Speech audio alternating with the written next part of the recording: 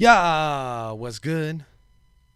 It's an impromptu. It's a fucking mega impromptu Dirtbag Dan show, making up for our lack of a show on Monday, even though I streamed video games for like 3 fucking hours. What's good? Let me post this up. Let me let everybody know what's going down, and then I'm gonna get AllDayDirt on here. You guys probably know him better as Jordan, our good friend from the podcast. He's a goddamn amazing collage artist. Fantastic. Been doing a whole bunch of really cool shit lately. So now that we got the, what's up? Everybody in here. Alex, Frankie, Liam, fucking unknown fucking Codings, Mandrew, Ben, Adrian. Yo, so check it. AllDayDirt. I'm going to call him right now on the FaceTime right here live. And he's going to be in studio and he's going to show us a whole bunch of cool fucking art, a whole bunch of stuff he's been working on. And yeah, I'm going to post a link right now though, so everybody knows we're live. Let everybody know what the fuck is going down. Why don't y'all do the same? Also, please, it's nice to know we're working. Also, please hit the like button while you're here. Subscribe if you're not a subscriber already. And repost a link with your boy. Let them know. Let your folks know what you're doing this afternoon with your boy and the guys right here on the Dirtbag Dan Show. What's good? It has been a crazy few days in battle rap, and we're definitely going to get into that today. We're going to have like, we'll talk about the Apex Premier Battle situation in detail. We'll fucking spend an hour on it. I got all sorts of opinions about that shit. So yeah, we'll do that.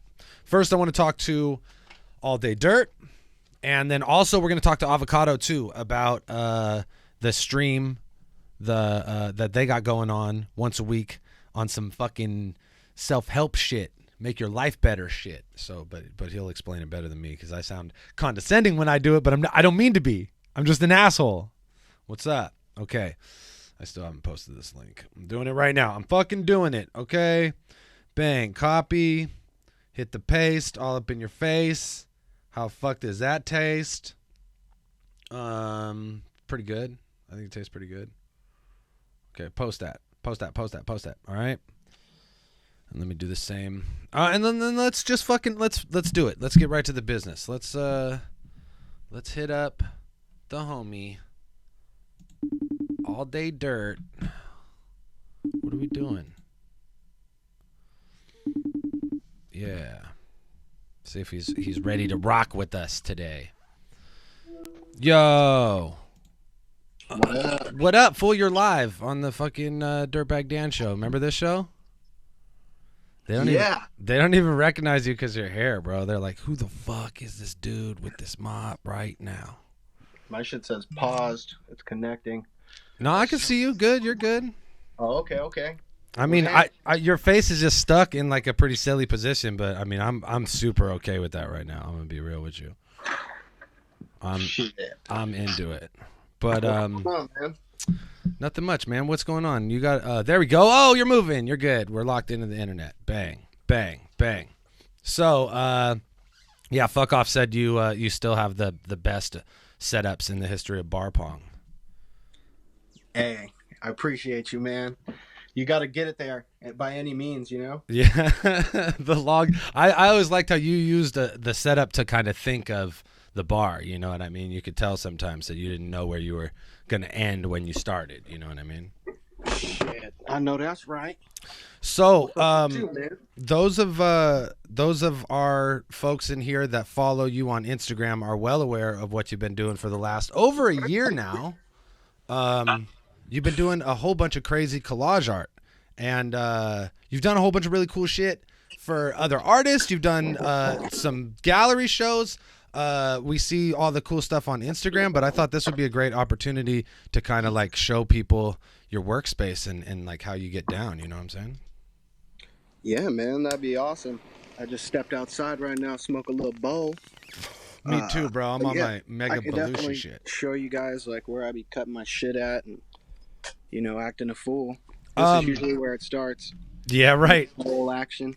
And I gotta blame the Belushi action on you a little bit, because I never started putting tobacco in a bong until this fool would be we'd always put the roach in the bong, and then now like I just skip the whole blunt aspect of it and I just go straight to the fucking Belushi action, where I just actually roll up a little weed and a little wax in a little fucking blunt paper, maybe put some keef on top of that, put that shit straight in the bowl. You know what I'm talking about? Dude, I've smoked a couple of those over there with you, bro. That shit is no jokes. What America likes to call no frills. So, when did okay, it's been over a year. When and how did the collage art stuff start? So, last year, I was on the podcast fucking around, and the Moist Mob, the homie from the Moist Mob, he was giving away this big ass box of like books and comics, old books and comics. Yep. That I guess someone brought to him that was his when he was younger. So it's like a bunch of old shit. And I was looking through there. My brother reads Stephen King books, so I was looking through there for Stephen King books and shit. And I was like, hey, can I take a couple of these? And he was like, man, you could have all of them. He's like, I got a bunch of comics too. And I was like, fuck, like I don't know what I'm gonna do with them. But I'd be watching Hoarders, so I was like, hey, I'll take them. Like you figured they might have some value? Yeah, dude. That's super funny. And then, so what? You just like decided you were just gonna start cutting into the pictures because they looked fucking cool, or what? Yeah, pretty much, man. Like, I enjoy like comic characters, I suppose, or like shit like that. I hella like anime, but I've never been big into like comics. Only Spawn, and even then, like I didn't read every single fucking one or nothing. Yeah. But I've always liked the art in them. You know what I mean? Yeah. So, and I can't fucking draw. Yeah. So I don't know. I was just looking around in these shits, seeing all the pictures and whatever, and I was just like, man, like. I'm gonna cut a collage, because probably when I was like 16 or 17, there's probably still a few of these out there, bro. I might even have one. If I do have one, I'll show you guys. It'll be in my workspace or whatever. But I used to make these wallets out of fucking comic books. And yeah, no, I remember that shit. I remember, and that was like the first thing you did right when you got the shit from the Moist Mob. You made a couple of those wallets, right? Yeah, man. I was fucking around with those. So I don't know, like I guess at the end of the day I knew like I could probably make a bunch of fucking wallets or whatever, but I'm like older now, so it's kind of weird if like a 28-year-old's like making you wallets and shit out of comic books. Like, I don't know. It's hella weird, bro. So anyways, I was like, man, I gotta do something with this shit. And I had a bunch of like X-Acto blades for some fucking reason, dude. I don't know why I had them, but I was just like, fuck it, I'm gonna start cutting these shits up. And the first one I cut, I think that shit's in my living room, bro. My grandpa kept it. I'll show you that one. It came out smooth, so I was just like, damn, I'm gonna try to do this every day. You know what I mean? And then I just kept doing that shit every day, and now I'm fucking here. And in between now and then, all kinds of shit happened. Like you said, I've had shows. I've done like collaborations with people. I got a collaboration I'm gonna show you guys on here. It's for a concentrate company. They're gonna like give it away. It's a framed original. I don't know, just different brands and shit, like a few different brands. I'll work with them. I just been thugging, bro. Maybe like 6 months ago I quit my job and I just started doing just art, and fucking that shit's cool, it gets the bills paid or whatever, but fuck, dude. As long as I've known you, pretty much. As long as I've known you, you've like you would pick up shit super fast and then you would just do it for 6 months or whatever, kind of get bored of it, and then move on to something else. And hell yeah. The one thing I always noticed about that shit is that you get good at some shit really fast, right? So then you get bored of it because you get good at it hella fast. But the collage art shit, same thing. It was crazy how fast you were able to do like high level fucking artwork, considering, like you said, you don't draw, you know what I mean? Like you have a background in art for sure, but not like traditional background. You didn't go to art school or anything like that, but you picked it up super fast, and unlike all the other shit that you picked up super fast, you actually stuck with it. And it's crazy to see how much you've done in such a short amount of time. I think like a year is like a long ass time for you, but for most people, it's like dog years, dude. I got that attention deficit disorder, bruh. That's why I went with AllDayDirt, ADD.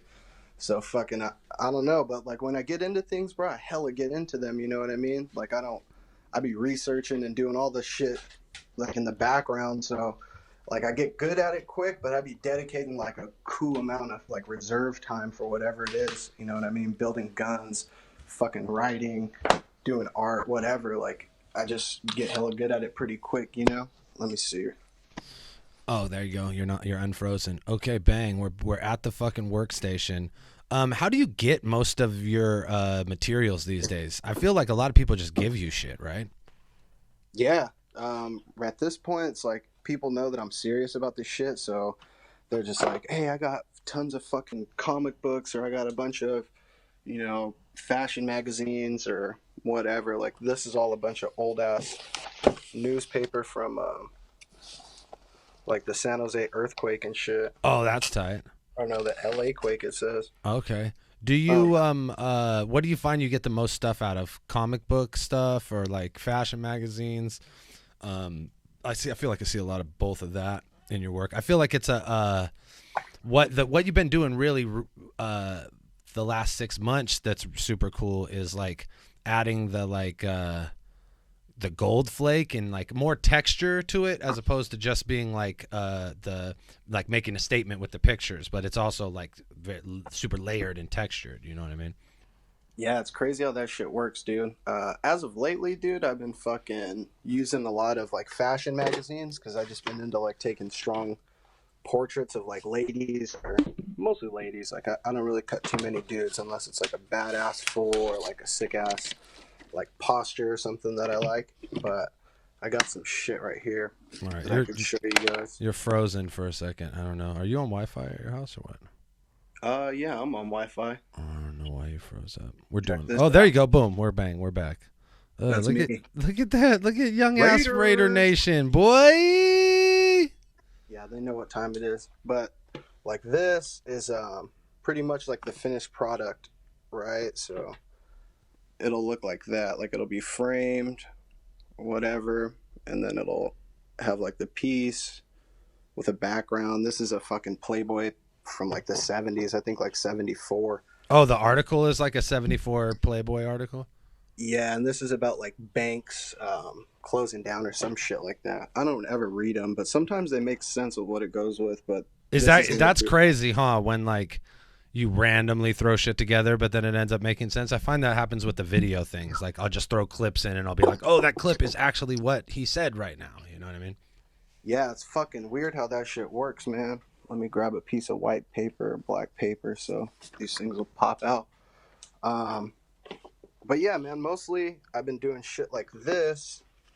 So it's like a lot of fashion magazines, you know what I'm saying? Like I'll grab the lady or whatever from there Yeah, and the hands and like all kinds of weird shit, but that shit is sick. Did you put is that like paint that's coming from her eyes right there, or was that on the picture, or did you add that to the picture?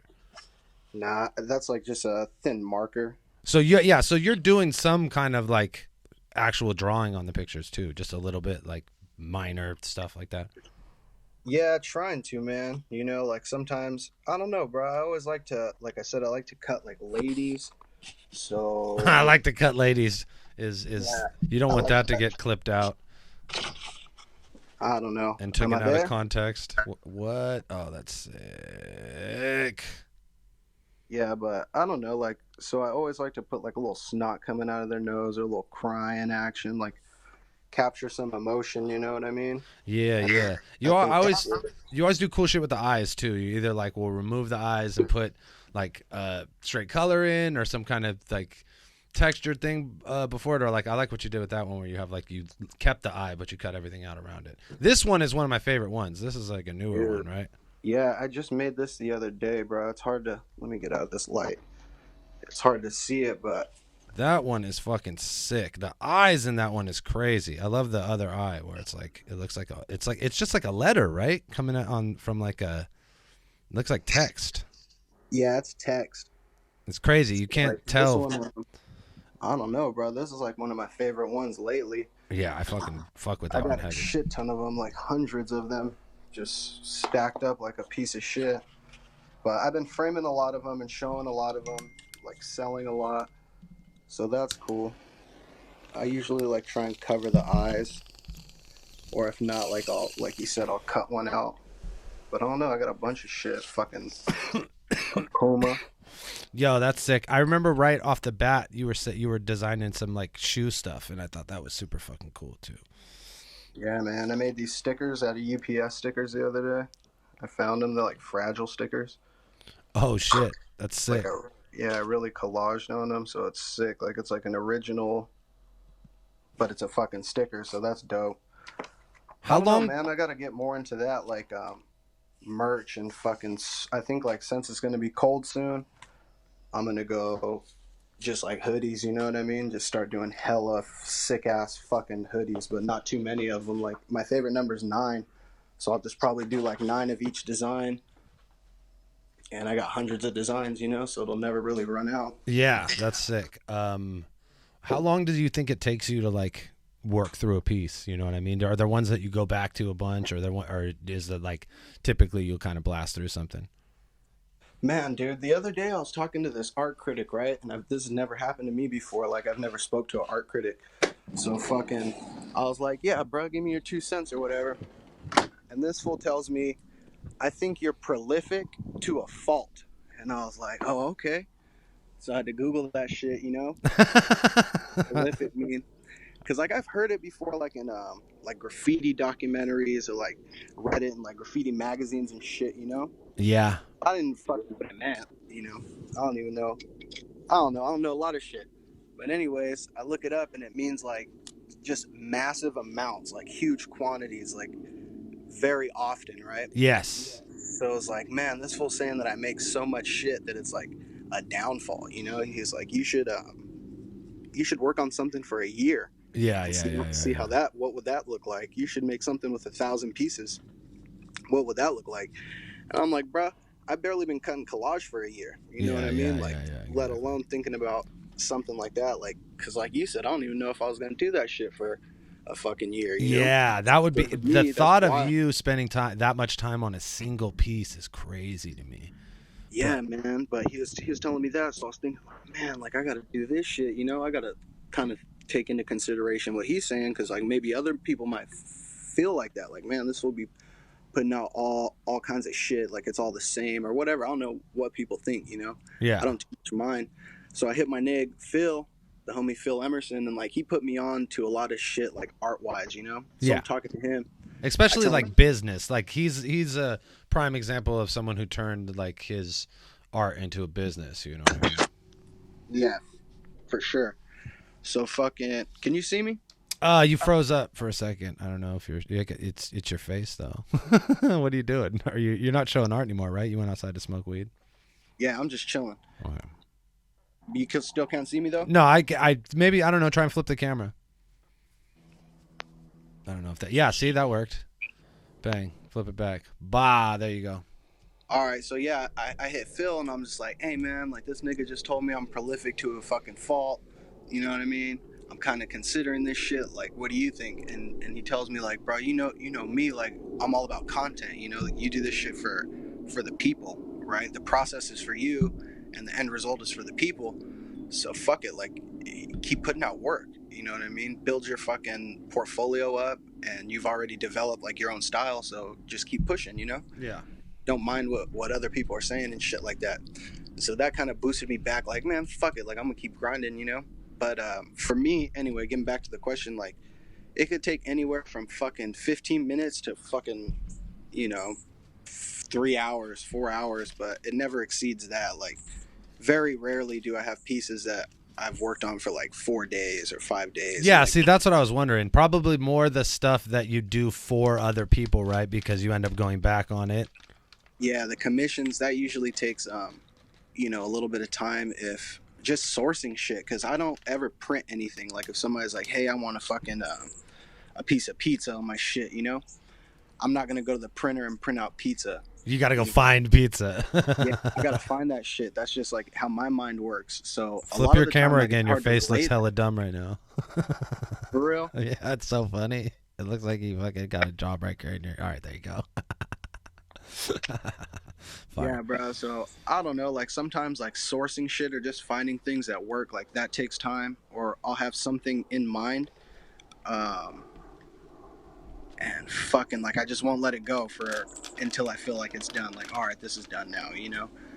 I'll just look at shit, and sometimes like I'll make something, and 2 3 weeks later I'll pick it back up and I'll fuck with it.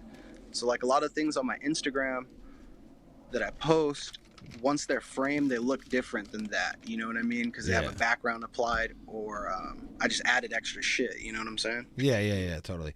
I think that prolific to a fault shit is like super indicative of like an art critic and like someone who places a value on art versus someone who makes it. You know what I'm saying? Like all that shit, all that like. I mean, it's like.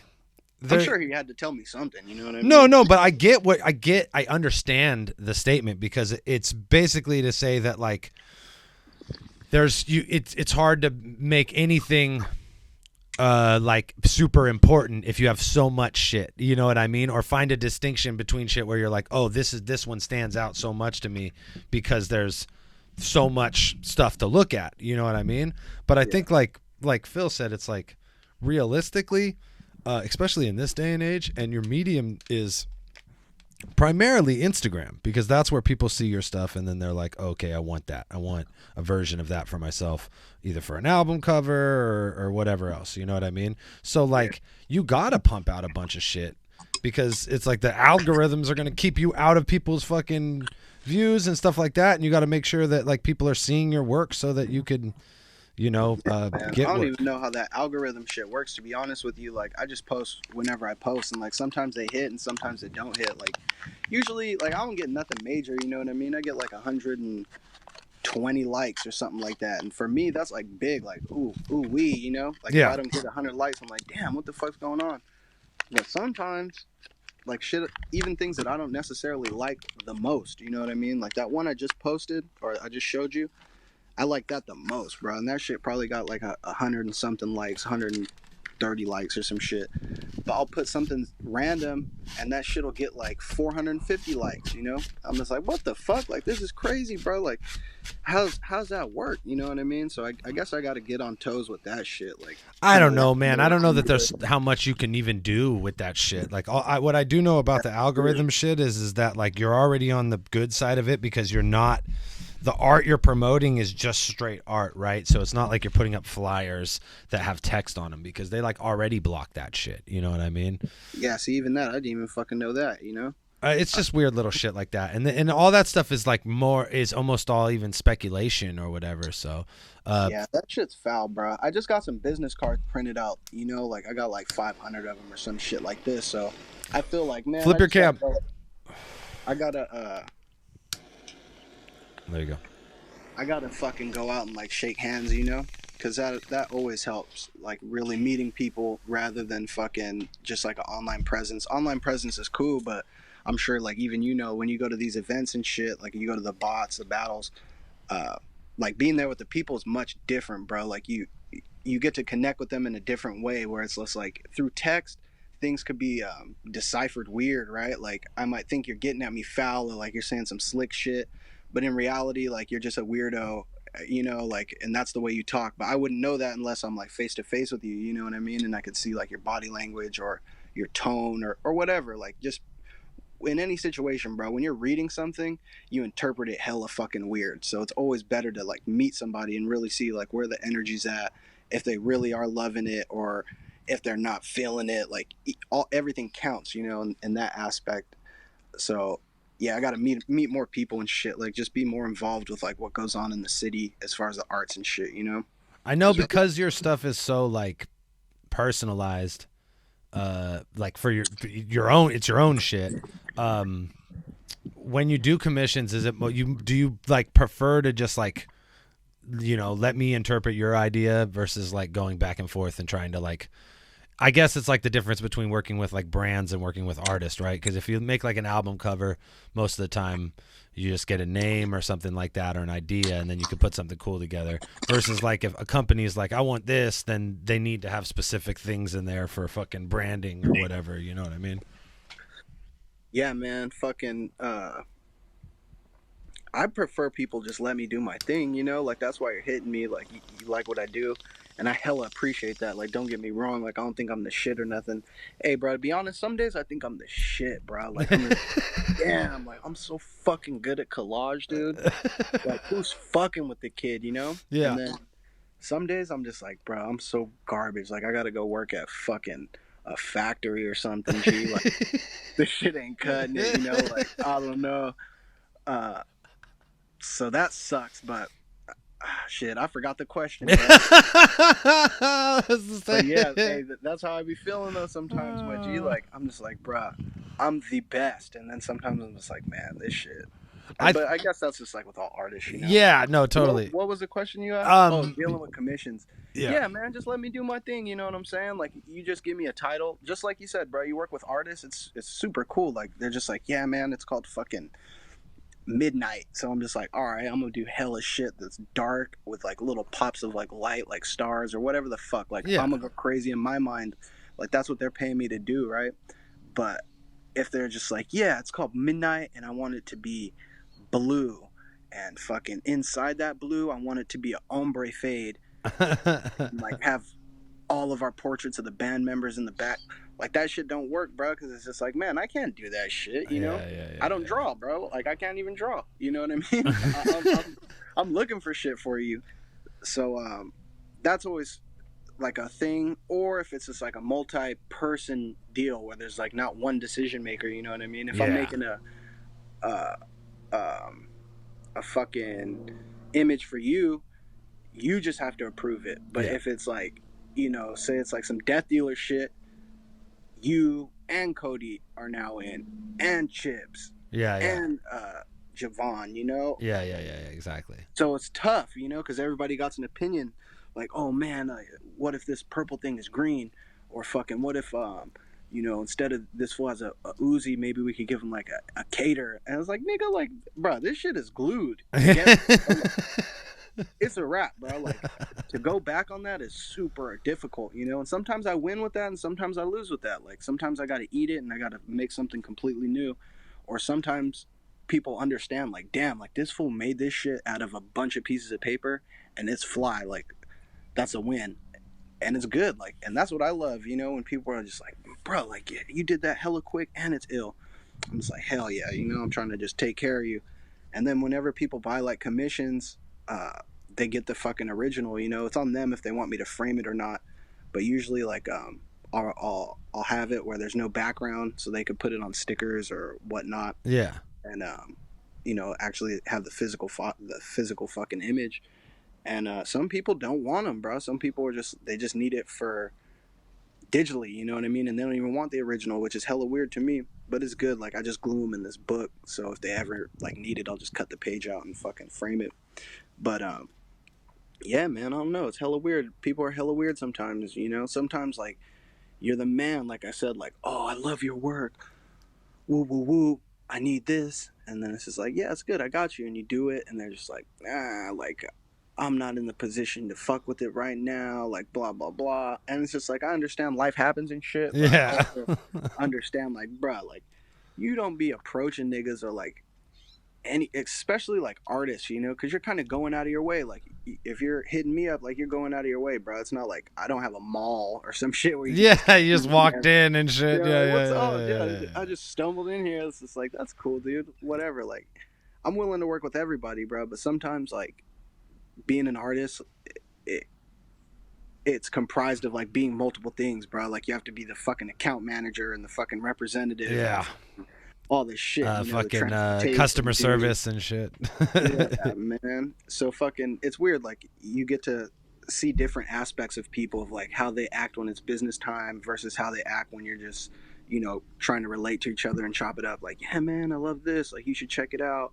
Or just like, yeah, fucking, telling me about all their financial woes and shit, and I'm just like, bro, like That ain't I'm got not, nothing to do with me. yeah, I'm not the guy, bro. Like, not being a dick or nothing, but it's just like, bro, like, I don't know you, you know, and you being super personal with me like that, like telling me about what's going on in your life, like, I don't do that, so to me, it's foreign. Like, I don't know, bro. Like, okay, let me know when it's good. Let's Yeah. hope it works out. You just Yeah, got to be man. positive through that shit. But I don't know. Sometimes people are super cool. Sometimes people are fucking wild, dude. They're just like, yeah, man, fucking this is going on and that, but fuck that shit because it don't matter anyways. But hey, yeah, back to what we're getting at. I was like, dude, you know, you're wild, man. Do you You know, like you've calm done it a down. couple art shows now. Do you like doing the art shows as opposed to like doing commission work for people, cuz it's like more like selling your actual art versus like creating art for people, you know what I mean? Yeah, that's when the goons come out, bro. Cause it's cool. Like then I'm. So the first time I ever showed art, it was at the Improv downtown, which is like a fucking comedy house, like an old theater. You know, if you're not from here, like that's what it is. It's like an old ass theater where they do comedy shows at now, and like I don't know, maybe plays or some shit like this. But it's not a venue for art. So I just had like a grid set up with hella shit on there. But I came through proper, bro. Me and my nigga Q. You might have seen him on the show before, Oh but yeah. he came out, bro, and he helped me set up all my shit. We zip tied them all to this fucking grid, and it was official. You know what I mean? So people came through, and they're just looking at me like I'm just some type of fucking turd that smells like the loud in there. Like, you know who got it on, boy? Me, you know? Fucking, they're just like this fool, you know? And they're looking at the art and they're just talking amongst themselves, like, man, this shit is blah blah blah, like, fucking with it tough, you know? Yeah. And I'm just like, hey, you like this shit? And they're just like, look at me, bro. This has happened to me multiple times. I've only showed art three times. G. Every time this has happened, like I'm just like, hey, do you like this shit? And they're like, what the fuck? Like, yeah, we like it. What do you think about it? Like, or some weird snide ass comment. I don't even know what snide means, but I've heard it used like that. You know?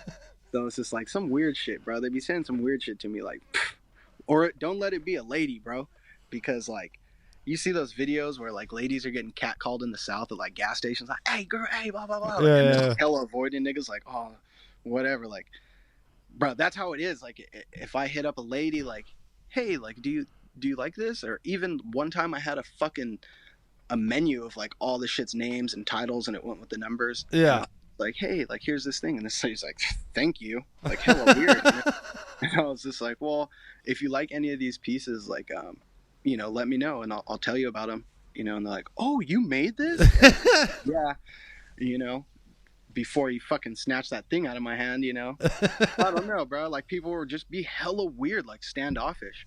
But I think like art's a personal thing, so sometimes people say weird things like when they look at shit, you know, because it's their true interpretation. Like, oh yeah, like this titty or whatever. So people be feeling uncomfortable or some shit. Yeah. So when you break that bubble and it's like, hey, they're like, oh fuck. Like, what? I don't know how it works, bro. I've only done this 3 times, but every time that's happened. But once you break that little bubble, dude, and people understand like you're the guy that makes it, then they just got hella questions, bro. Like, oh, how long have you been doing this? What's your inspiration? Fucking, how much does that number 5 cost at Jack in the Box? Fucking, blah, blah, blah, you know? Yeah. It's just like overwhelming. Well, this is the first time it happened, right? At the Improv, like I was talking about. So I was so overwhelmed, bro. Like people asking me questions and shit. Like, and it's hella hot in there, G. Hella hot. Oh yeah. So fucking I'm in there fucking all fat and sweating and shit and fucking it's bad, bro. So I'm just going out to my element, like what I be knowing, you know, like rap shows or like the battles and shit. Like I'm stepping outside, I'm blowing down chops, dude. So a lot of the time for my first show, like I'm sure I wasn't even there. Like the homie Q let me know, like nigga, you're so stupid, nigga. It was hella people in here looking for you and shit. You're outside saying you having a fucking panic attack, nigga. And I was like, all right, you know, fuck, whatever. But anyways, I met a lady there, and she owned a gallery in town, and she invited me to show there. It's gonna be in October. I'm Tight. pretty sure. I still gotta like lock in everything with her, but I met her there at my first show, and she caught me slipping. She took me to the side, and she was just like, "Hey, we love your art. Our gallery shows pop art, right? So it has to be relevant. It can't be landscapes. It can't be portraits of fucking dogs." Like, not taking that away from anybody, but Yeah. this is what she told me. Like, a lot of people want to show at our gallery, but that's what they do, and that's not what we show. But we think your work will look great. And this is the first time I showed art, you know, so I'm feeling hella strong. Like, oh, this is for me, bro. I'm about to be like Miklo's cousin, nigga. You know what I mean? Like, I'm just about to be in there with all the goons selling all the art, you know? And fucking, so boom, I'm in, you know? And I made one big ass fucking collage. I've never done it before. Like, I took a piece and I had it scanned and blown up, like large format printed, you know? So this shit's banging. And it's a fat ass piece, bro. And I've never done this shit. So I put that shit up for sale. And that's the only thing that sells.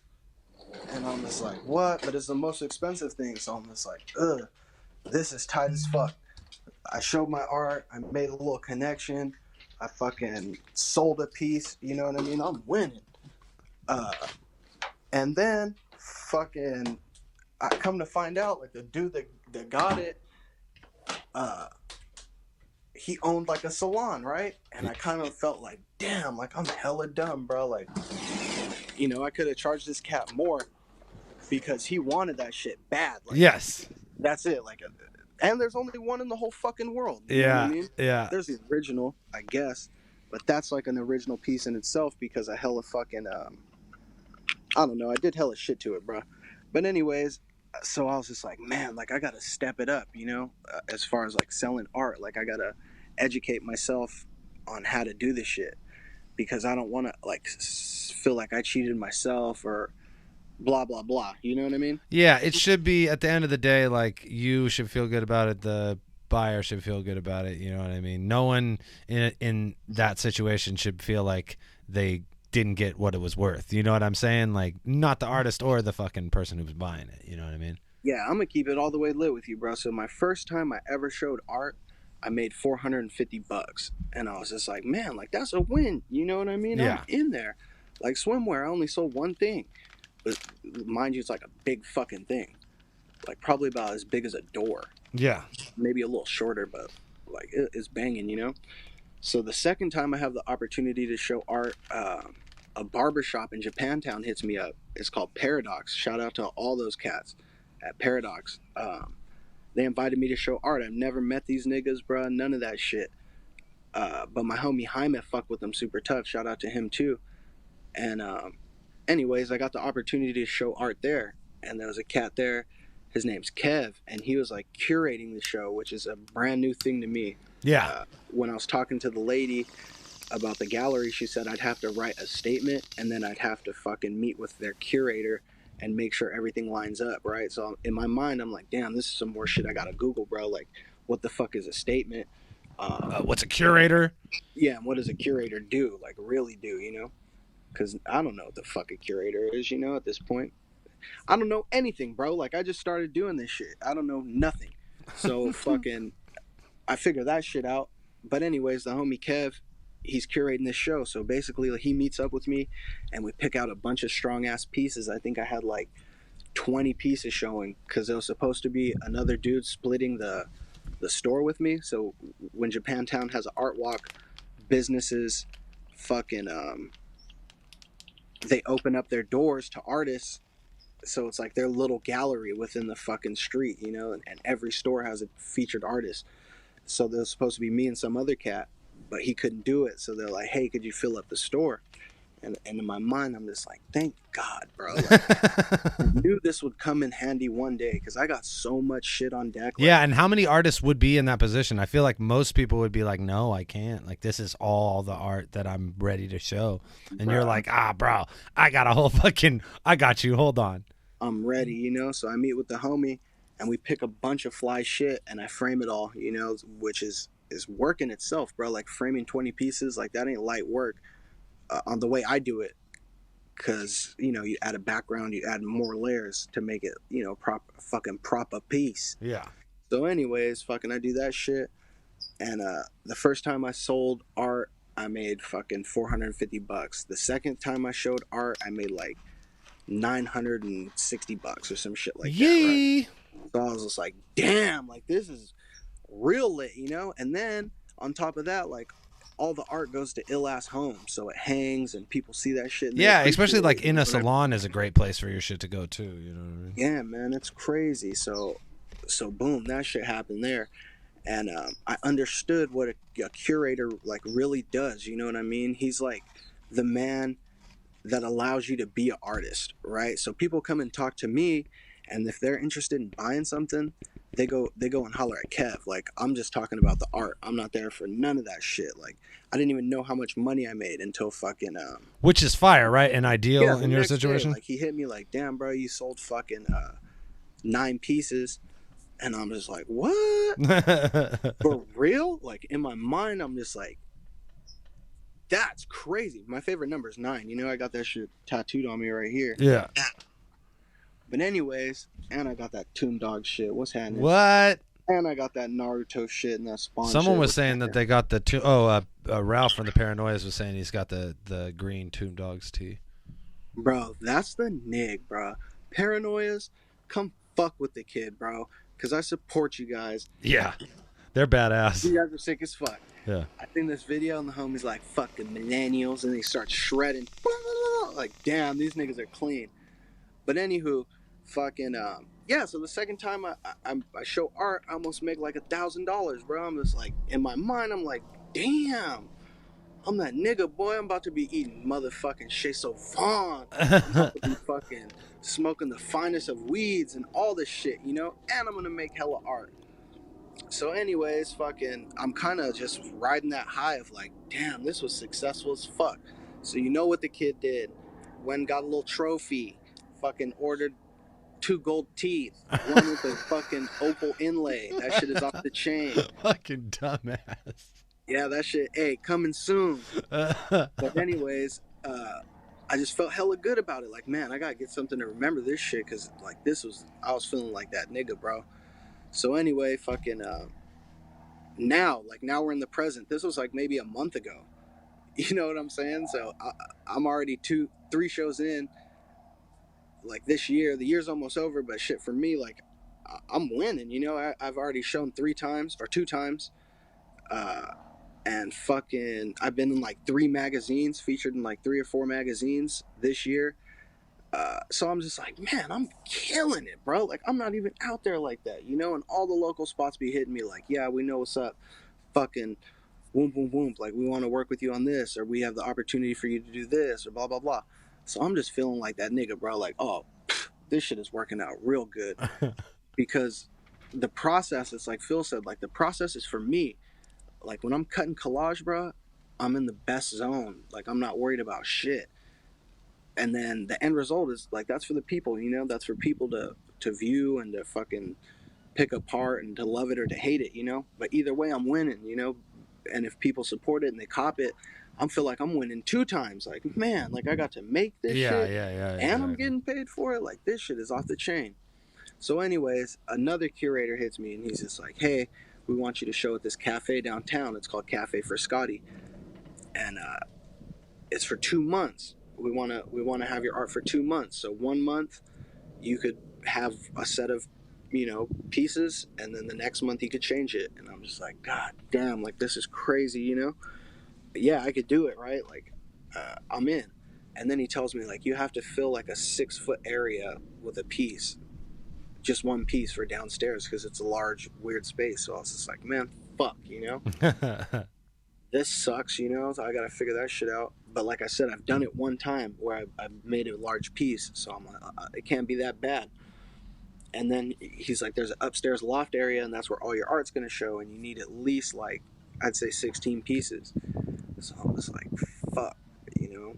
I'm not tripping off fucking the art. I got the art. That's on deck. Yeah. But I gotta frame this shit, you know? And at this point, like, a nigga bought the gold tooth. You spent all your framing money. I'm eating so good, boy. I'm smoking so good. Those motherfucking woods are just like real sticks. Like, I just broke them off a little tree, you know? Nice things. Sap inside. I'm talking oil saturated. I was smoking real good, you know? All my bills are paid and shit. I'm living the dream. And then it's just like, damn, I gotta frame 16 pieces, bro. And like, framing art is not cheap. any way you go about it. You know what I mean? It Yeah. fucking sucks. I don't even understand it. Sometimes, bro, you get a piece of glass that's scratched, and it's just like, my G, like, I just bought this shit. It's hell expensive, and then it's fucked up. I got to drive back. You know what I mean? Yeah, yeah, yeah. So, anyways, I'm stressing off how I'm gonna get the loot for fucking these 16 pieces, right? And I'm, like, I've been a goon my whole life. I've never fucking, I don't know, bro. So at some point, I'm just like, bro, I'm gonna rack these shits. Like, they ain't gonna tell me shit in Michael's, bro. Who's gonna tell me something in Michael's, bro? I know all these niggas, and then I'm thinking, like, man, I can't go to the local one that I know everybody. I'll never go back. Fuck. So I'm thinking I'm gonna go to the one over there by Dan's house. But anyways, like, that shit didn't work out. Through the grace of fucking God, dude, niggas were hitting me for commissions, bro, off back to back to back. So I'm just like, it's Gucci. Okay, cool. I'm gonna get these frames. I'm gonna still be eating good. Mama fucking, I'm good. You know what I mean? Fuck it. And the niggas just burns through the Lucci real quick. I'm just like, oh, there's another one coming. Boop, there's another one coming. The PayPal's just going up and down. You know what I mean? Like the fucking Dow Jones. I'm talking bing, bing, bing. There's highs and there's real lows. Oh shit. Fucking So anyways, like, I'm stressing myself out. At the same time, like, my sister's having a quinceañera and shit. Like, the day after, or no, the day before my show, right? Like, my deadline is 2 days before her quinceañera, right, to have all my shit hung up. So I'm like big stressing, boy, because that shit's expensive, dog. Like, I don't know how everybody else gets down, but like, bro, I'm half Mexican, half black, and like the Mexican side, bro, they be taking that shit serious. Yeah. So it's I'm like a wedding and shit. I gotta have like the good clothes. I gotta fucking have a little gift. I gotta fucking have loot for drinks. I'm gonna see my family. All types of shit. So I'm stressing, like, damn, like, I really gotta get this loot, But it's weird how it works. Like, through the art, like, that shit was just paying for everything I needed, bro. So it was cool as fuck. Like, even things that I'd make that day, like, I'd be stressing out, bro, and I make something that day, post it, and people are like, hey, man, I love this. Is it available? And I'm like this, look. Hell yeah, that shit's available, bro. So, like, that shit to me is just amazing, dude. Like, just what I... And your stuff's hanging at Frascati right now, right? Is it the first round that's hanging at Frascati? You haven't done the second month yet? First round, yeah. I got to switch it out next week, I think. But I got hella ill shit right now hanging there. So, yeah, everything worked out, bro. How does that work with the curator? Do you find out how many you've sold after the fact, or do they keep you posted as it's going along? This dude's pretty cool, bro. So he'd be keeping me posted, He's always just like, hey, this is what's going on, that's what's going on, and shit like that. I bet you that fucking San Jose piece sold. I'm not sure if it has, bro, but I've sold a couple pieces, and that's cool, dude. But also, like, I don't know. At this point, I feel like I'm just at a different level with it mentally, right? And in your mind, you want to be somewhere, and that's where you want to be. So it's just like, damn, like, I'm loving it right now. Like, I have my shit showing downtown at an ill-ass cafe. Like, I don't know how many people see it all the fucking time because they're in and out of that spot. Like, it's a cool little spot. Yeah, they do comedy there on Wednesday nights. They do a bunch of, like, spoken word performance shit there. So, yeah, it's always cracking over at Frascati. Yeah, hell yeah. I'll be over there snapping fingers. If you're in South Bay, if you're in downtown San Jose, Frascati's on South 1st Street, right around the corner from Original Joe's. Definitely go over there and check out Jordan's stuff. And if you guys... Bro, I got a couple stickers going on. That shit's fire. You can't see it, but I don't know, bro. So I'm just hella happy at this point. I got shit showing. I have to have this meeting for this fucking a gallery show, which is, for me is going to be like a big step because once you're, just like, bro, once you do something to a different level, then you're at that level. And then you're the gallery artist. You're not the cafe artist anymore. You're the gallery artist. Yeah. I'll do one. You know what I mean? I'll do it. But in reality, it's just like that's where I want to be mentally. Like, I want to be showing in galleries, bro. I want to have this one in the portfolio so I could tell other galleries, like, look, I've shown here. I don't know if they go off success rate or fucking just your art, but either way, like, I'm trying to win, bro. So now at this point, I'm just thinking, like, I have to frame like gallery standard framing, bro, which is like they call it archival framing, and that shit is just it's supposed to last, right? It's like ill-ass glass that's not gonna have a fucking scratch on it Yeah, when you yeah. open it. Like wild-ass like framed wood that somebody cut with their hands and fucking nailed together. Like, so it's fucking expensive. It's more expensive, right? But you know, at this point, like I feel like I've developed my style and shit. So the art is just more worthy of that, you know. To when I first started, if I fucking framed the shit that I had, you know, 3 months in, it wouldn't have no place in a gallery setting. Yeah. Because I'm still trying to figure The it out. progression is natural, and like Yeah. what you said. What's kind of cool about listening to you is that you're learning the whole time. Like every process, every step of the way, you get a new task where you're like, oh, I got to learn how to do this now to take it to the next step, and I think that's really fucking cool. Yeah, man. And like for myself, it's weird because like you never really see anything yourself. You know what I mean? Like it's hard to, unless you're a shitbag and fucking you're just like, oh, me. You know what I mean? Like I don't really like to talk about myself. You know. But anyways, fucking I see it in other people. Like there's this lady that I follow on Instagram. Her name's Trisha Abe. She's from Canada, bruh. And she does one-liners, like women of one-liners, like in paint. She's fucking sick as fuck, bro. But I was talking to her like, hey, I enjoy your art. Like, I like your process, all this shit. Like, I'm trying to figure it out myself, you know? And she told me, like, she had a fucking degree, all this type of shit, bro. She's Yeah. like an educated woman. And she put that shit all down to do art, bro. And, like, I watched her, like, go from just selling prints, selling, you know, canvas and shit, on Instagram to fucking building a website to doing murals and fat ass tech buildings out there, murals downtown, like where she's from. And it's just like, bro, like that's what I want. You know what I mean? Like I'm trying to be out there like that. So like that kind of shit for sure inspires me to see like different artists like really doing it, like what they want to do, you know, Yeah. and supporting themselves. She's fucking winning, bro. Like, and she does ill ass art. So it's for me, it's like, damn, that's what I want. But it's like you say, like I look at it and it's just like, bro, I'm blessed that at this level where I'm at, I could sell anything, you know? Like I know people that in my mind, I feel like, man, this fool's way better than me at whatever it is, like art wise. Like he could draw hella sick or his shit's hella sick, but you know, sometimes people can't sell that. You know what I mean? Because like I don't know, personally they don't want to, or they just can't do it. So some people are super sick, bro, and they're not making no money at all. Yeah. So for me to be at this level and to be making money and like super encouraged and inspired to keep going and figuring it out along the way, like, bro, like that's what really keeps me going, bro. But in reality, I could see the growth in myself from like when I first started till now. Like right now, it's like I told you, bro. Like sometimes I'll be waking up or I'll make something, and I'm just like who is fucking with me right now, dog? I'm so sick. Like where are all these fools sleeping? Like I look at hella fashion magazines all the time, you know, which is weird because I don't think I do, but in reality I do. Like one time someone asked me, do you read a lot? And I said, no, I never read. And they're like, well, you watch hella anime, right? And I was just like, yep. And they're like, do you watch like the dub version or the sub version? And you know, dub means there's a voice over it, Yeah, and sub yeah. means there's text. And I was like, I watch the subs because they come out, you know, earlier. And they're like, well, you probably read all the fucking time then. And I was just like, damn, that makes sense. You know, I guess I do be reading all the fucking time. I read every day. Yeah, and all those fucking magazines you cut up too. Yeah, so it's the same thing. Like with these magazines, bro.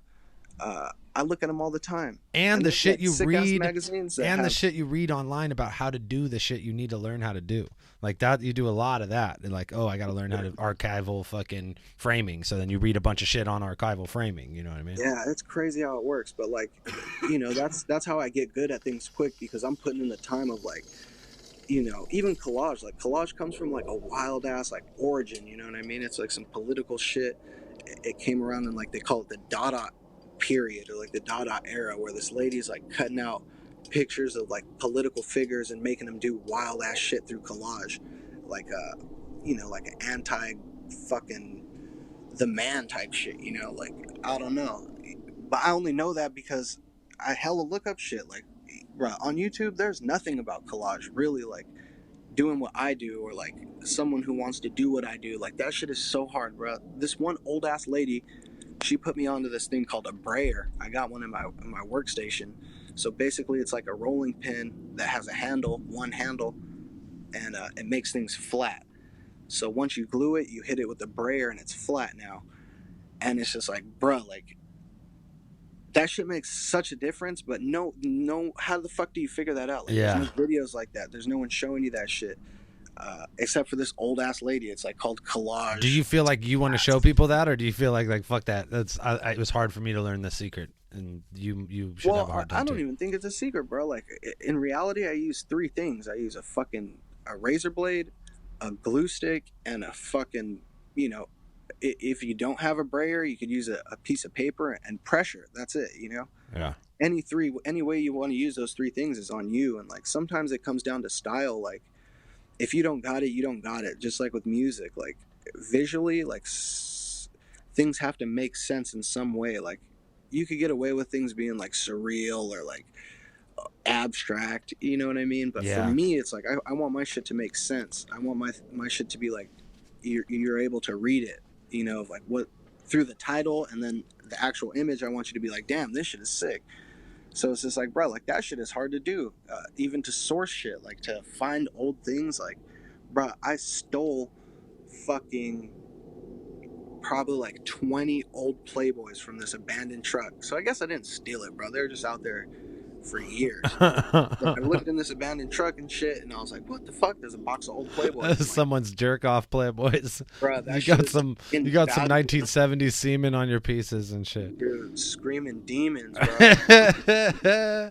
I wish. Okay, what we got to do next time we do this is we got to have you have a computer set up so that you could read the chat, because people are definitely saying cool things. But before we go, I like watch the live, could I go back and read the chat, or is it gone? No, I think you can. No, yeah, I think you can. Yeah. Oh yeah. Well, I'm gonna do that for sure. But before AllDayDirt, man, hit me up. Before we go, let's get some. Anybody got any questions for Jordan before we wrap this up? And then we're gonna talk about the Apex shit, and then we're gonna check in with Avocado, and he's gonna let us know what he's got going on with Ruin Your Day later this evening. So we are gonna cover the Apex stuff.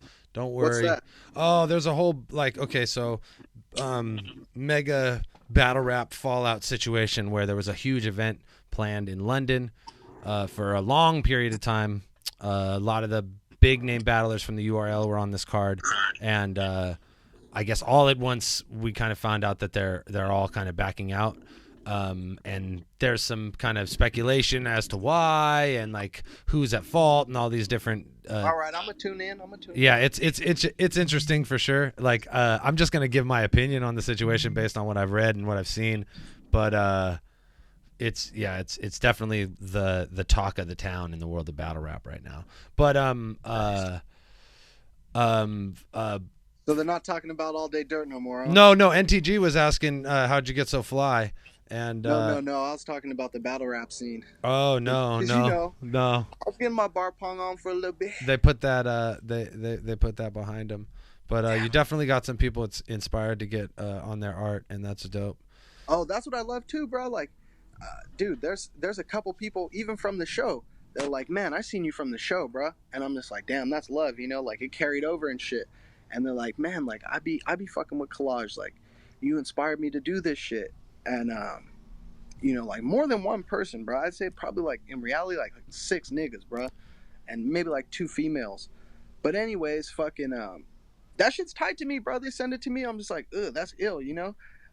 Fucking do that shit, because in reality it's like you just got to keep doing it, bro. Like when I started, I wasn't that sick, you know, like I don't know, bro, because I go back and I look at some of the shit I made and I'm like, damn, that shit is hard as fuck, you know? Ralph made a pretty good point. Ralph said that Ghost Blicky is the first DDA song, so technically you're in DDA.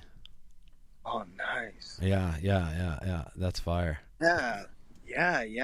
That is, and we made like a crazy video for it too, so it meets all the requirements of being like the first DDA shit. So I'm also in a reggae band called Sufferation. It's a reggae metal band. Pure Sufferation.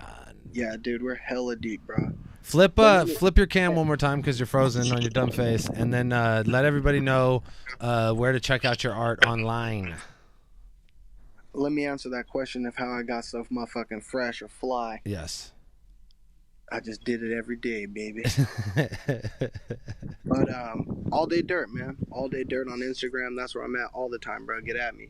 Unless you see me somewhere, which is like my Instagram don't have no pictures of me, bro. So a lot of the times people are like, even this is weird to me. They're like, what do you look like? Fools know what you look like on here because you were on the podcast a bunch. On here, people for sure. But like on my Instagram, people are like, what do you look like? And I think like, that's so weird, bro. But I guess it's just like, maybe if they see you at like an art walk downtown, they want to like know who you are so they can approach you type shit. Or I don't fucking know. But if you see me on the streets, bro, I'll give you a business card. They're hella clean. They got an ill-ass print on the top. And it just floats like my Instagram on a white background. And in the back got some like my email, my phone number and shit, and my Instagram. But hit me on there, bro. That's where I'm at, Instagram. Yeah. Ladies and gentlemen, we had a dope art conversation with AllDayDirt. And definitely check out his stuff. And if you're in the South Bay, go by Frascati, where he's got stuff hanging. And we will definitely promote the shit out of the art show when we have the official date in October.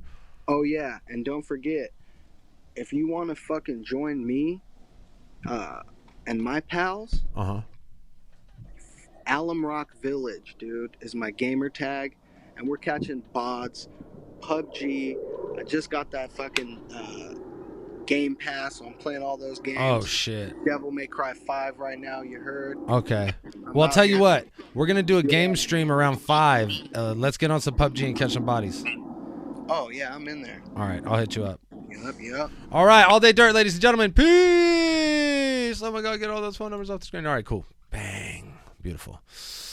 So, yeah, that was tight. We got to have a dope little conversation. This is sick. I'm so glad I got this to work. I don't know why I didn't think it would work much sooner, but, you know, I always figure everything's going to be hella hard to do. I guess it wasn't hard to do at all. We were able to make FaceTime interviews happen pretty fucking easy on the show. So now we're going to do a whole bunch more interviews with a whole bunch more people on the show. That's going to be the new thing.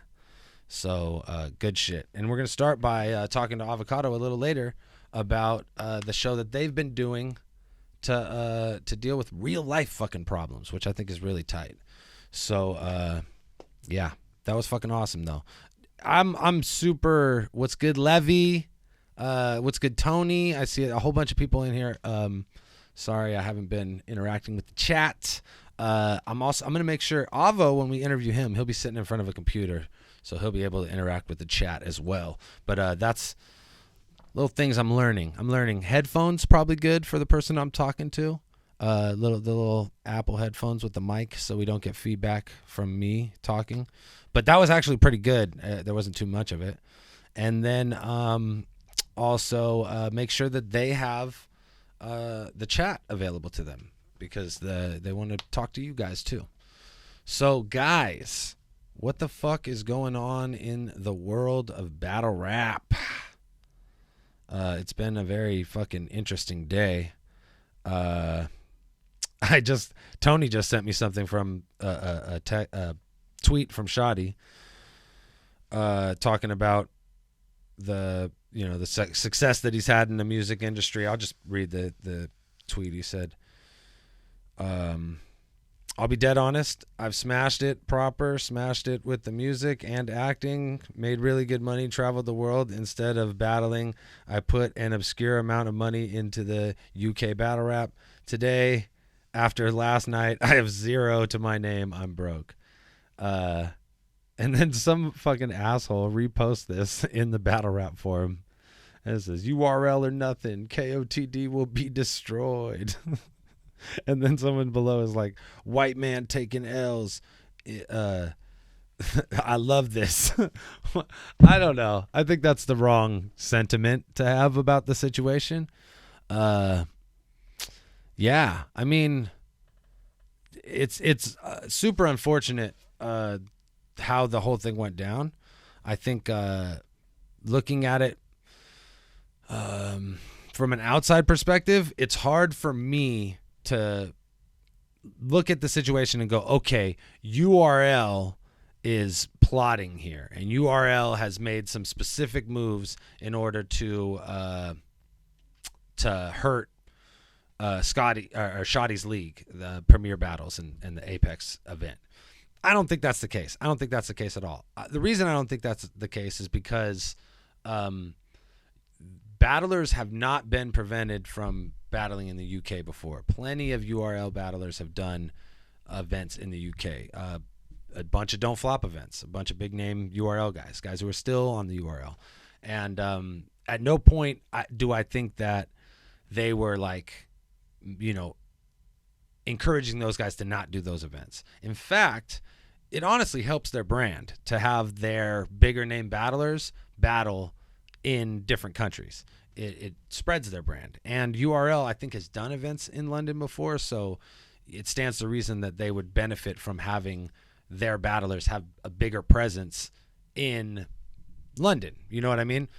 The reason I don't think it's like some crazy conspiracy is because I think they said that two of the battlers had backed out in a reasonable time frame. That they had that there were situations that were going on independently of what happened with Tay-Rock and Twerk. I think the Twerk situation is a legal situation that is newer. Since the battle was booked so long ago, I don't think the things that are preventing Twerk from leaving the country now were preventing him from leaving the country when he signed the contract.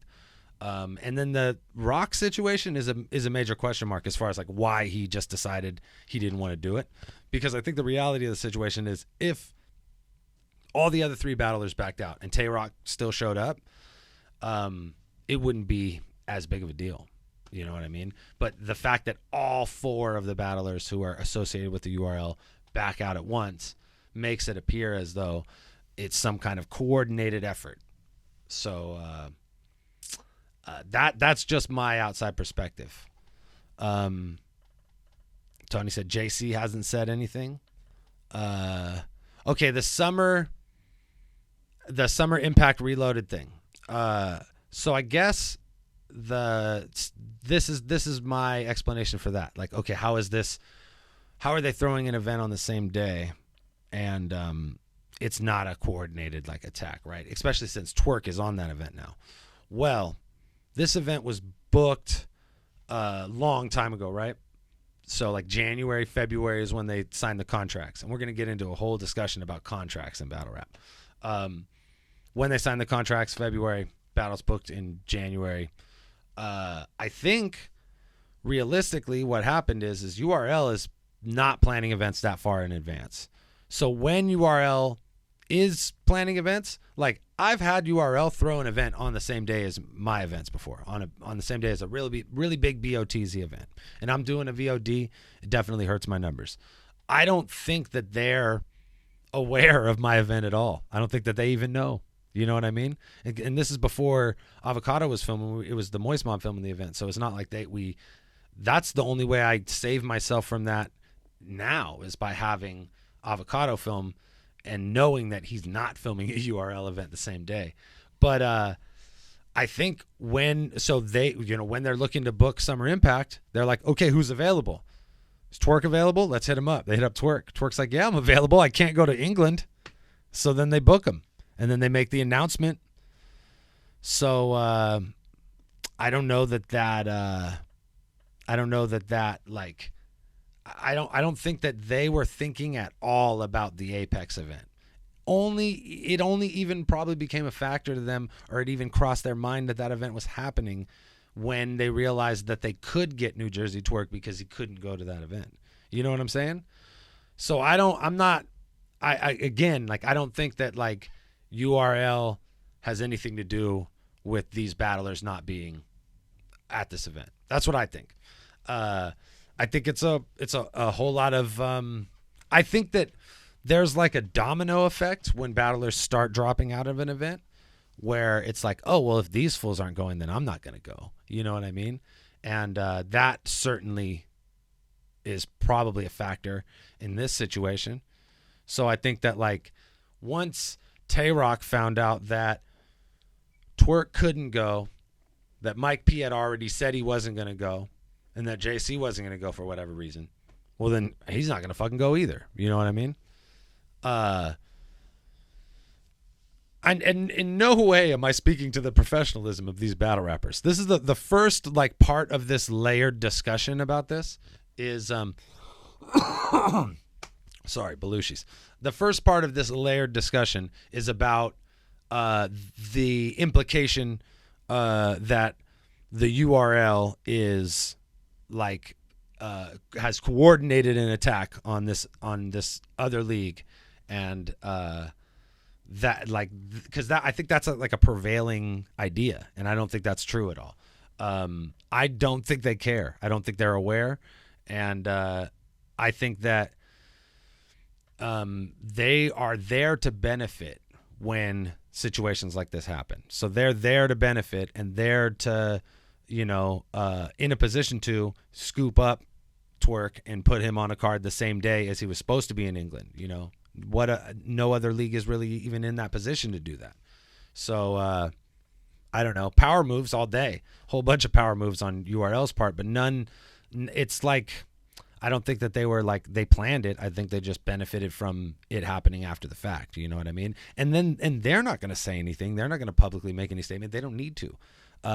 All of this is actually acting as promotion for their event, which is kind of crazy. And you could see from that post that I read that Tony sent to me that, there's a sentiment, there's a general attitude among a portion of the battle rap community, not the whole of it, but not a small enough portion to ignore, that this is somehow a good thing, that somehow it strengthens URL, and it's good to see these battlers, or it's entertaining in some way to see these battlers get over on these other leagues. You know what I mean? And people just drop out of events like this. I don't understand that shit at all. It is a crazy fucking thought process to think that benefits anything at all. What they don't understand at all is that if they like to see their MCs compete in the UK, then this is certainly going to affect that in the future. Like, it's going to be, well, Don't Flop isn't even in a position as a league to be booking battles on that scale. Realistically, I can't think of anyone else but Shoddy, and I don't know, I could be wrong, and you guys could let me know in the chat. What other league in the UK is in a position to book battles on that scale? Well, they're certainly not going to do it. They're not going to turn around the next event and try and get guys from the URL thinking, because they have a bad taste in their mouth with regards to booking those MCs specifically. You know what I mean? So that's going to hurt the exposure for URL MCs as a whole in the UK.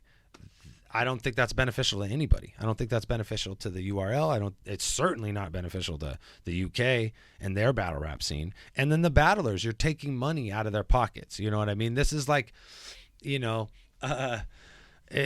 Disaster punched Math, like, fools didn't want to go to New York the next day. You know what I mean? It certainly makes things a little difficult, right? Like, it's the scale is certainly different, and this is a business situation, but I feel like it's going to hurt the whole of UK battle rap and the certain group of battlers, the ones who are heavily associated with the URL. It's going to hurt their ability to get booked in the UK. Let me go ahead and read the chat. Yeah, so many battlers willing to step in. I think that's dope, but I think there's a financial issue. One of the other bloggers I was having a discussion with on Twitter was saying that, well, where's the money issue? Because you clearly, like, at least 3 of the 4 battlers have on record returned the deposit, right? Well, I don't know if it's a flight and hotel thing, because I don't know that it looked like what Tay-Rock, they were trying to reach out to him to book the flights. It looked like Mike had backed out far enough to where they didn't book the flight at all. So they're definitely not booking hotels. So there is a question there, like why can't they just put some other dudes on planes if they ended up getting this money back? But I don't know like how losing these battlers affects sponsorships, which is where a lot of money comes from in these situations. So it's it's certainly more complicated than just like, oh, they gave the money back, why can't you just book other battlers? And on top of that, you're not going to get performances on that level. You're going to get 2 week performances. That's what you're going to get. That's how it's going to be. So, but yeah, I do think it's tight that a bunch of battlers were willing to step up. Okay, it's also crazy that Apex event still has some amazing battles on the card, yet everyone keeps talking about the ones that aren't on the card. Exactly. You got Mad Flex on the card. You know what I mean? Isn't Real Deal on that card as well? I feel like there's a whole bunch of awesome battles on that card. And there's a whole bunch of, big name American MCs traveling to the UK to battle still. So it's certainly not like the end of the road, like Shotty's like, I'm 100% broke. It's over. I'm like, I always trip off that shit. Like I don't see how that serves the business. You know what I mean? To be like so public about how much this situation is hurting you. I understand it's important to garner support from the fans to a degree, but I think that like you don't want to sully the entire vibe of the event with like the negative shit that's going down, and B, like, I don't know, like you want people to think that it's still going to be good so that they still go, so that you still make money, especially since you still have a bunch of really good battles on the card. Yeah, Flex's Soul is still on there. I'm good. You know what I mean? Like I totally agree. What else? Unanimous versus Bobby Rex was booked as a replacement. I seen that. Probably sponsors putting up deposits and being cagey about putting that money back. I totally agree. That's what I was saying. I think there's certainly more to the situation than just like the money that went out for deposits and stuff like that. Yeah, contracts. Let's talk about contracts. Here's the thing about, oh, hi. Let me turn that off. Here's the thing about contracts. A contract is really only as valuable as your ability to litigate that contract. Do you have the money? Does the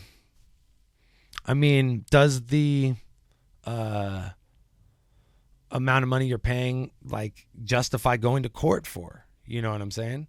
So I think realistically, the URL might be the only business in battle rap that's in a position to litigate battlers based on contracts. You know what I mean?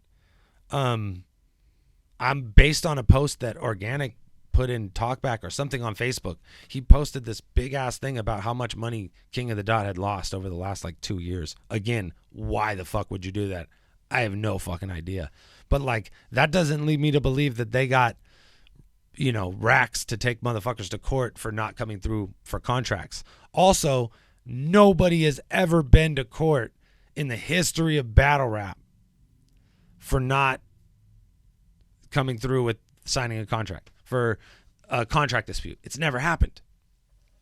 Correct me if I'm wrong. I don't think it's ever fucking happened.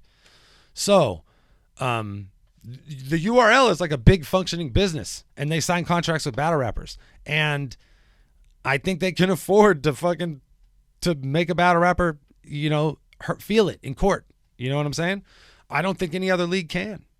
And so realistically, yeah, he's saying, Andrew said he was saying like they lost like $74,000 last year. What the fuck, man? Why would you tell people that? I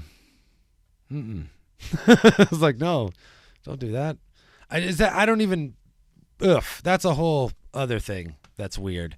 But I don't feel like, why are you on Facebook telling people that? Like, that doesn't boost any confidence in your business? How does this help your business at all? Do you want your business to grow, or are you just like putting the coffin nail in it? Because to me, coming out and saying, just like Shoddy coming out and saying like, I'm broke now, this event is over, when it's like you still have Flex and Soul on the card. You still have a bunch of good battles on the card. Why the fuck are you doing that? Like, why don't you just say, fuck it, we don't need these fools. Watch us wreck shop without these motherfuckers and never make the mistake of booking them again. Why don't you show strength in a time when your scene needs it more than ever? It just doesn't seem like the smart thing to do. But as far as like a contract is concerned, like contracts ain't shit, man. Just make agreements with motherfuckers that you trust and have good relationships with. And if they fucking break those agreements, then don't fuck with those people again. But unless you have fucking lawyers on retainer or the money or a claim that justifies going to court, because what are you going to do? Are you going to sue Tay-Rock and say, all right, you guys fucked up this whole event, so we're going to sue you for how much money like we could have made for this whole event? I think that's a hard argument.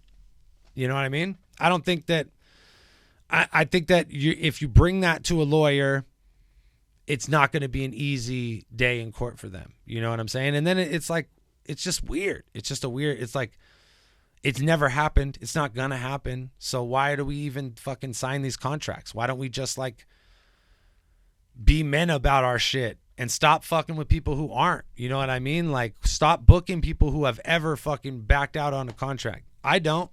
If you ever fucked with me one time, and I don't, like I said, we can sign the contracts, but if I fucking like shot you a deposit and you didn't come through, like, you never heard about it, because I'm not going to tell y'all about how my business is falling apart. No, fuck that. You don't need to know how broke I am or how we keep the lights on over here. You know how we keep the lights on over here? You motherfuckers. You keep them on, because you're the best fans on earth. That's what you're going to get from me. That's me building confidence in this business. But, you know, like, I just don't book fools like that. Like, once they, you know, show to me that they can't be deemed trustworthy, then I'm not going to put myself in a position where I have to trust them again. But I don't know, man. I think it's like to phrase or to like point another situation that's going on in society right now. I think it's like the Spider-Man Sony situation, if you guys are aware. I think on the surface, everyone wants to go, fuck Sony, taking Spider-Man away. And I think it's a lot more complicated than that. I think Disney said, hey, you made $1 billion on that movie, and even though we agreed to let you have all the money from the movies, if you let us use Spider-Man, we want half of the money in the future. Major strong arm move on the part of Disney. And that's not Kevin Feige, that's Disney.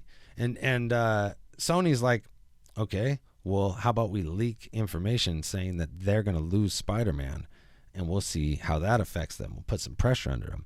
Turns out, fucking Sony dropped stock prices.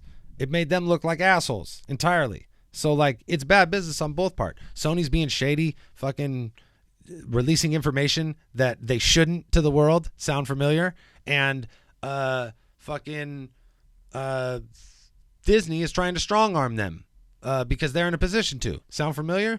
Fucking Tay-Rock is Disney, baby. Like, and you know, Shoddy's giving out too much information, and in the end, the fans lose. That's what happens. We lose Spider-Man in the MCU. We don't get to see Tay-Rock versus Shoddy. We lose because business isn't done right between two parties. Now, is it Shoddy's fault at all that this battle isn't happening? Not at all. That's not what I'm saying. But don't shit on your whole event based on this unfortunate situation. Instill confidence in us as fans. Make us excited for September 7th. Let us know that we should be watching your shit instead of URL, or both, because they're going to happen 15 hours apart, because that's how the world fucking rotates. But whatever.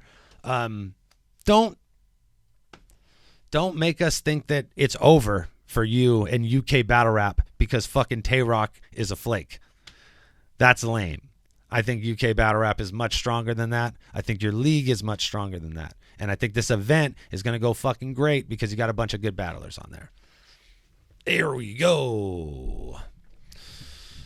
So hey, that was a pretty good conversation about that. What do you guys think? I don't know. Let's go to the chat and let me know if I'm not speaking appropriately, because the reality is that I don't have any inside information on this, you know. And I get on battle bloggers for blogging about situations that they're not involved in, because I think it's lame if you don't play any part in this culture, that you could just pop up with your shitty opinion and everybody's supposed to listen to you.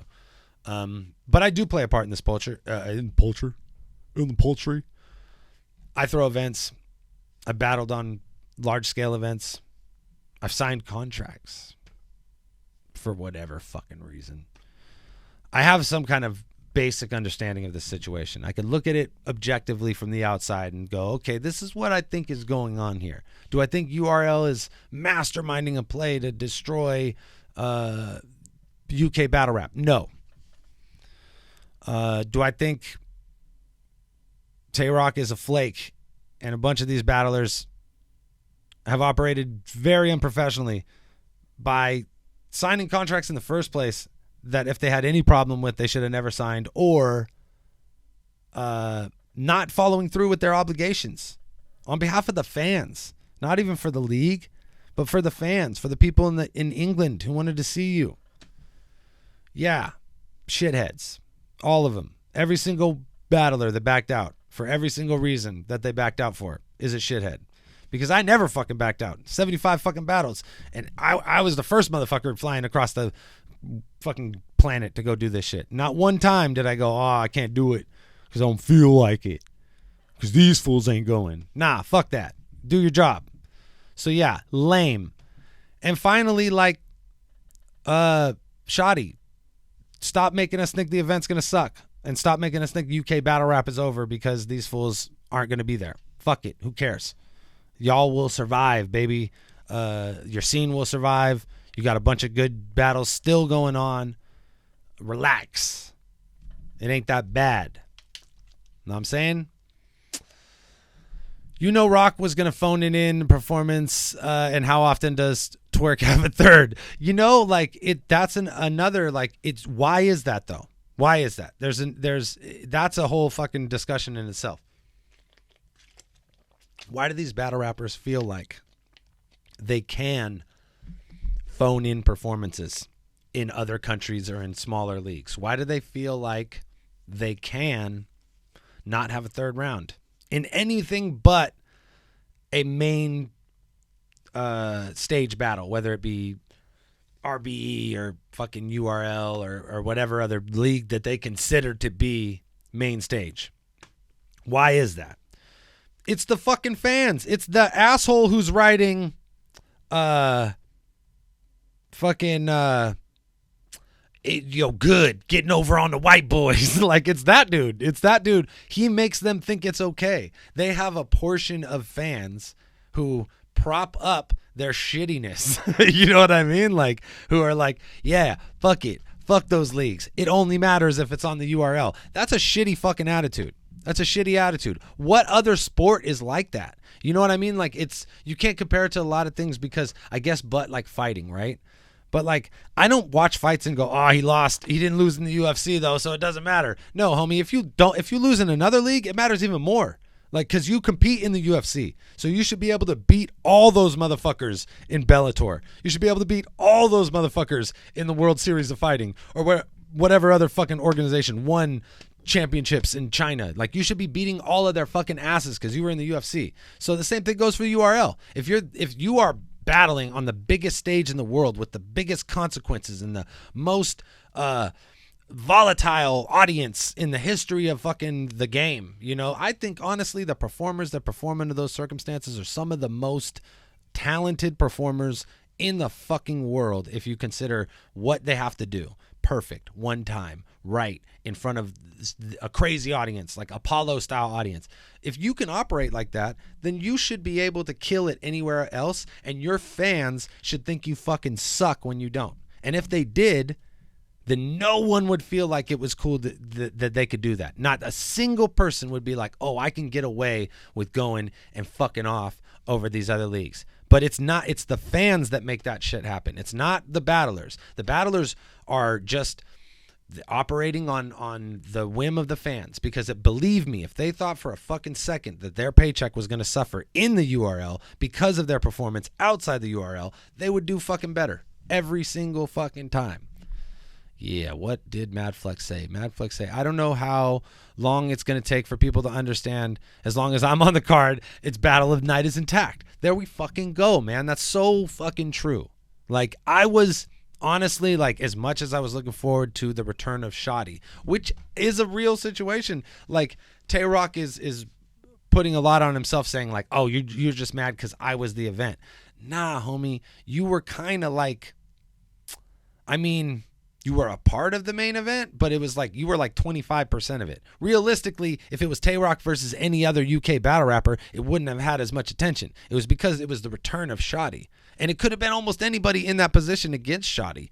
And, you know, as long as they were like on the level of that high level URL battle rapper. Obviously, Tay-Rock is, you know, top of the food chain. So to have him in there is makes it extra bonus. But I seen a tweet from someone who was like, we all wanted it to be Lux, homie. And when we found out it wasn't Lux, we were like, I guess. Cool, Tay-Rock. You know what I mean? So, like, you got to think about it from a UK fan's perspective. And I don't think that anyone there was more excited about seeing Tay-Rock than seeing the return of Shoddy. So, you know, there's still, like, it's like if Shoddy could find a battle and you still got Flex on the card, like, we wouldn't even be talking about this shit. You know what I mean? All right.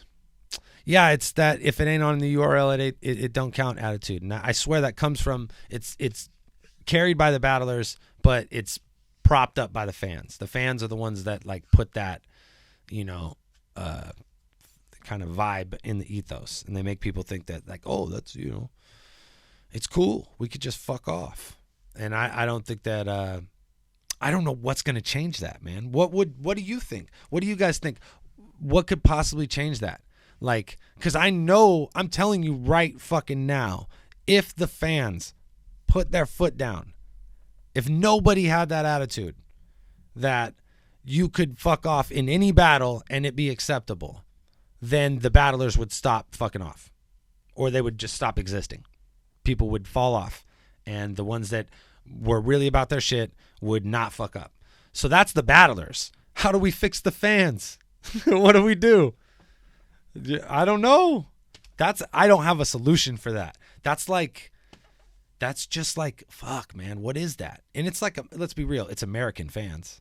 You know what I mean? It's like this uniquely American idea that, like, you could fucking, like, who cares? Like, I'm good. As long as I'm good, where it counts.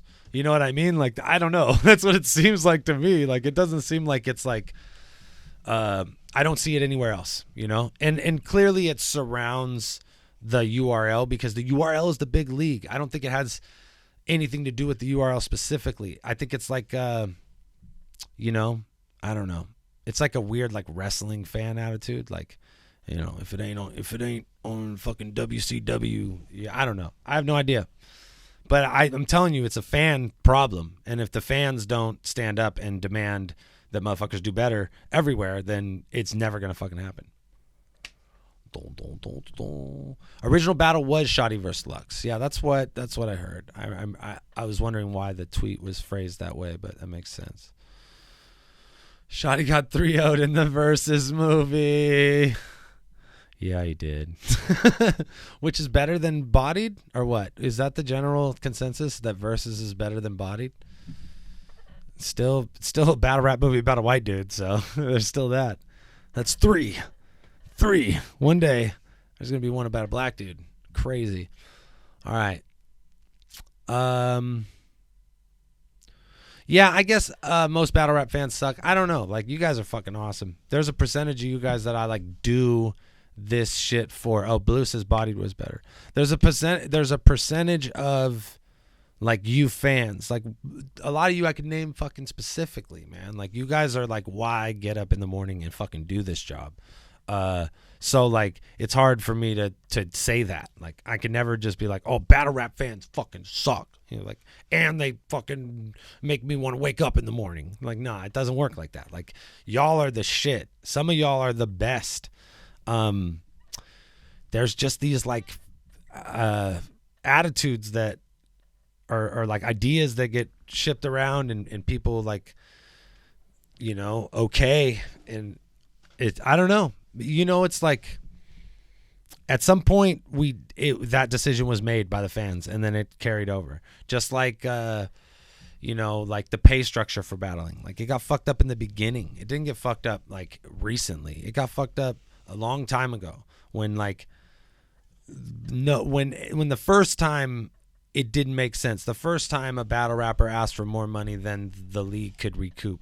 You know what I mean? Like, and then it just snowballed from there. And I think the same thing is with the fan attitudes. I think it's like that. It's like, you know, people, it started to become a thing where it's like, oh, well, if it ain't on these big leagues, then it doesn't matter. And the battlers kind of got that vibe and they were like, okay, well, if I fuck up here, then I fuck up here. I need the paycheck, so I'm going to do the battle. And then you got enough of that situation, you know, happening over and over and over again to where it's just like a general rule of thumb. And then like to the extent that when you see Twerk have 3 rounds, you're stoked. Or when you see a battler battle in a small league and not phone it in, you're like, man, Andy didn't phone it in. Tight. What? That's tight? It's tight that someone doesn't phone something in? That should be baseline fucking acceptable. Like, oh, cool, you showed up. Like, yeah, like, and then we're good, hopefully. Otherwise, why the fuck are we watching you? Why are we paying you money? You know what I mean? Like, what is this? It's fucking, it's crazy. You know what? I think, Mandrew, I think we have the best fans because we don't have that many. So when we get a bunch more, I'm sure they're going to fucking suck some.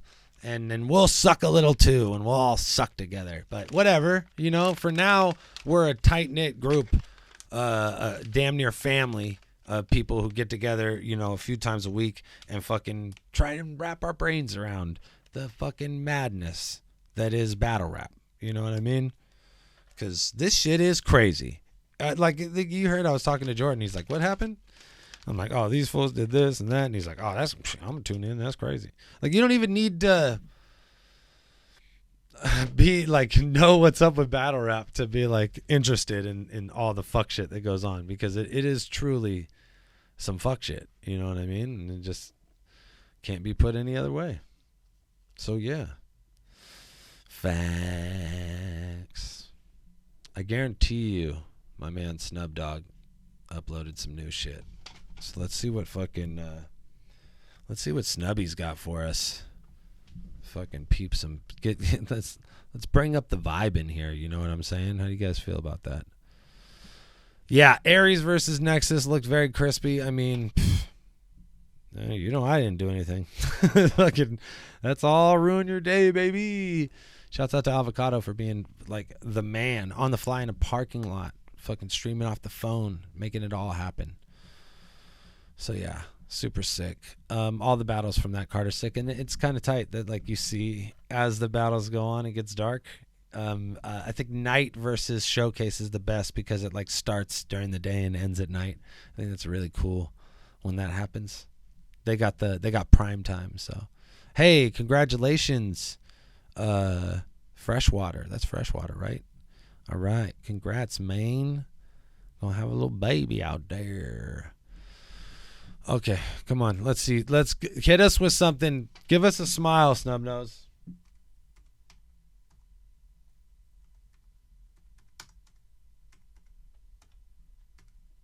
I gotta move the fucking keyboard. It's not in front of me. I'm using the fucking onboard mic or onboard camera on the fucking computer because I was just doing the Skype shit or FaceTime or whatever, which is fucking tight. And shouts out to AllDayDirt for coming through. Oh damn, we got hella new snubby. Oh man, we got 3 new snubbies to peep.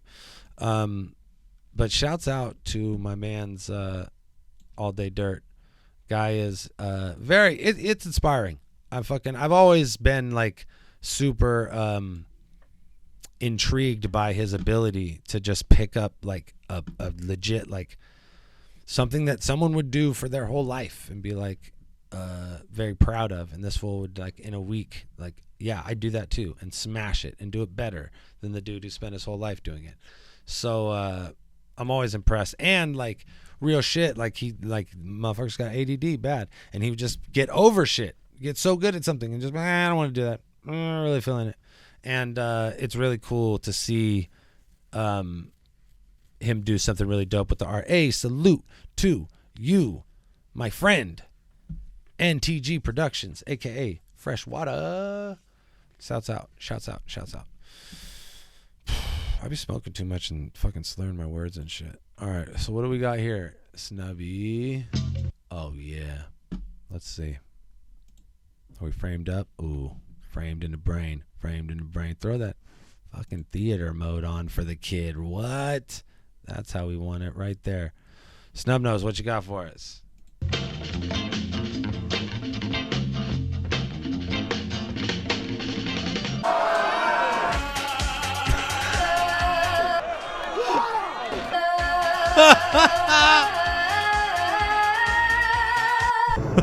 It was at this moment he knew. He fucked up. Oh shit, that was so good. One more time.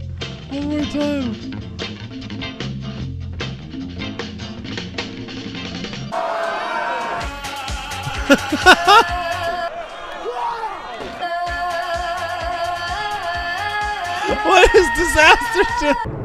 It was at this moment he knew. He fucked up. Oh, that's so fucking funny. He's all, yeah. What did Levy say? Levy said about Jordan that his artwork looked like the Thunder Mac video. Same kind of style. Yeah. That's interesting. I think Avo just put that together. I'll ask him about it when we talk to him a little bit later. But yeah, I love it. It's super cool to look at, and it's so crazy that like it's one of those things like he was saying is like he don't have any traditional art like education, and like I can't draw. He can't. He can't draw. I can functionally draw. Like I could fucking play Pictionary, but like I'm not an artist like that. And I'm sure he's somewhere in the same range as me, but I could cut out pictures, homie. Like I know how to use a fucking X-Acto knife and a glue stick, but you could give me the same fucking materials and I would never be able to create some of the shit that dude creates. It's wild. It's crazy. And that is like the aspect of it that it's like, oh, you're just an artist. You know what I mean? Like, and somehow you found your medium, which is like kind of obscure. It's fucking sick. You know what I mean? So yeah, a crazy eye for composition. But in like, it's like, I don't know, like I said, like I do a lot of artistic stuff and you could put me in that same position. I could never do that. So anytime I see someone who does stuff like that, where I'm like, oh, wow, I could never do that, I'm always like very impressed. And it's like doubly with him because it's like he just picked it up in such a short period of time. If you guys didn't catch the front part of the show, we had an hour-long interview with my man's AllDayDirt, a.k.a. Jordan, who I guess is in DDA because he was on the first DDA shit. So I didn't even know that. And now I do. Let's see what else Snub knows is rocking for the folks. I see he had a few up here. I seen Yell Fight. Oh, what's this? Shotgun Shug has his way with words. By the way, guys, 391 people subscribed. This is fucking criminal right here. This is criminal. I need to see hundreds and thousands of more numbers on this because this is what's happening. 15 minutes of fame. You are now listening to 15 minutes of fame. Let's go.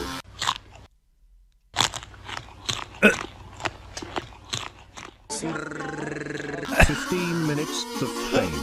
yet again. In case you missed our little logo in the bottom corner of the screen the entire fucking interview. Jersey. Oh, that's so fucking good. That was so good. One more time. 15 minutes of fame. One more time. You got to run every snub nose one back twice because they're so nice. You got to run them twice. Let's go.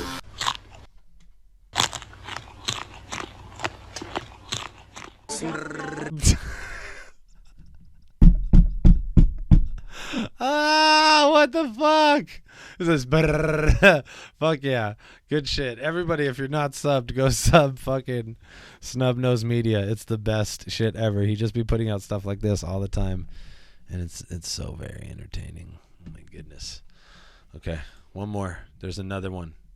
This one just came out 18 hours ago. Brand new, exclusive. No, it's not exclusive. It's already on the internet. But watch it. Go fucking watch it. Peekaboo. Peekaboo. Peekaboo. Oh, peekaboo. Oh my god! Peekaboo. I'm dying! Fight. I'm fucking dying. This is the best one ever! Peekaboo. Peekaboo. Peekaboo. Oh, peekaboo. Dude, the baby's laughing. Peekaboo. Peekaboo. What the fuck? Fight. That is too fucking much right there, man. Peekaboo. Ah! Oh my god. Oh my god. What the fuck? That's so good. It's just he's a fucking genius. It's too much. It's fucking yes. My face hurts. My fucking gut hurts. I'm gonna smoke a Belushi. Oh yeah. That might be my favorite one. That might be my absolute favorite now, is that one right there. Oh, so what's good? We're doing a long fucking show today. Fuck it. I owe you guys. I took like a day and a half off because we didn't do Fridays is Fire. Cody couldn't swing it. Spencer couldn't swing it. I didn't want to come do it by myself. And then I had a bad fucking day Monday. I woke up, all my fucking plants were laying on the ground. My fucking tent is all ripped into fucking pieces because the wind. Because there's a fucking windstorm in the middle of August for some reason. The worst weather this year for growing weed. And I spent all day like restaking and fucking putting the tent back up. And then I fucking fell asleep. And I woke up and it was like 7:30. And I didn't have a show planned at all. So bad. So I came here late. Luckily, Avocado had fucking Hollow and Frack on, so there was a shit to watch. So I came late, and as soon as they wrapped up, I did a game stream, and I played for like 3 hours. Kicked it with my folks. Chopped it up with the guys. Played PUBG mostly. I don't know. And then I was like, I got to do a podcast, a Dirtbag Dan show on Wednesday to make up for it. And then I don't know why. I was sleeping on this fucking FaceTime thing. But me and Avocado were trying to figure out yesterday how we could like wirecast. Like I could just be on his podcast even if I'm here. Like how he could like have me as like a camera that popped up on the screen and vice versa. Like I can do the same thing through OBS though, not like through. And I was like, yo, couldn't I just FaceTime you? And like, if I got FaceTime on the computer, then I could just FaceTime you. And if it's all set up through the board, it should just work. And he's like, yeah. I don't know why the fuck that took me so long to fucking think of. So now I got to go through my phone and see which battle rappers, when I text, it's in blue instead of in green. And then I could do FaceTime with all those motherfuckers. So we got to get some, hey, my God, peekaboo. That shit's so ridiculous. Much love, Freshwater. Yeah, no, I mean, we're gonna get a bunch more battle rappers on here. I think it'll be a lot easier to just get fools to talk into their phone. Fools love talking into their fucking phone. Like, I mean, battle rappers are the most like I want to be on camera motherfuckers on the planet of Earth. So I think if I just make it as easy as all you got to do is talk into your phone, then yeah, winning the game. We should have a bunch of fucking interviews going on for future Dirtbag Dan shows. But I wanted to come test it out today with some of my like friends that I won't be so bummed if it went bad with. And thank God, Jordan's the man, and that shit worked out really well. So now I'm just waiting for Avocado to get back from the gym, and then we'll hit up Avocado, and we'll talk about what he's got going on this afternoon, and and then I was thinking I'm gonna do another gaming stream because I gotta fucking hang out here until traffic dies down. Anyways, I'm in San Francisco. Go back to San Jose. It could either take me fucking 2 hours or take me 45 minutes. So I might as well just hang out here for an extra hour and 15 minutes and play motherfucking video games. But what was I looking for? I actually wanted to see what the name of the stream. Oh, shouts out to O'Shea, by the way, who's also on the Apex card, who's also the best fucking battler on the planet of Earth. Like, who cares? Who cares if Tay-Rock's not going? You got fucking O'Shea. Are you kidding me? Like, motherfuckers in the UK should be more happy to see O'Shea than they should be to see Tay-Rock. Straight up. If they're not, they got shitty taste, A. B, they haven't watched as many O'Shea battles as they should have. Clearly. Because he's fucking amazing. He's the best dude.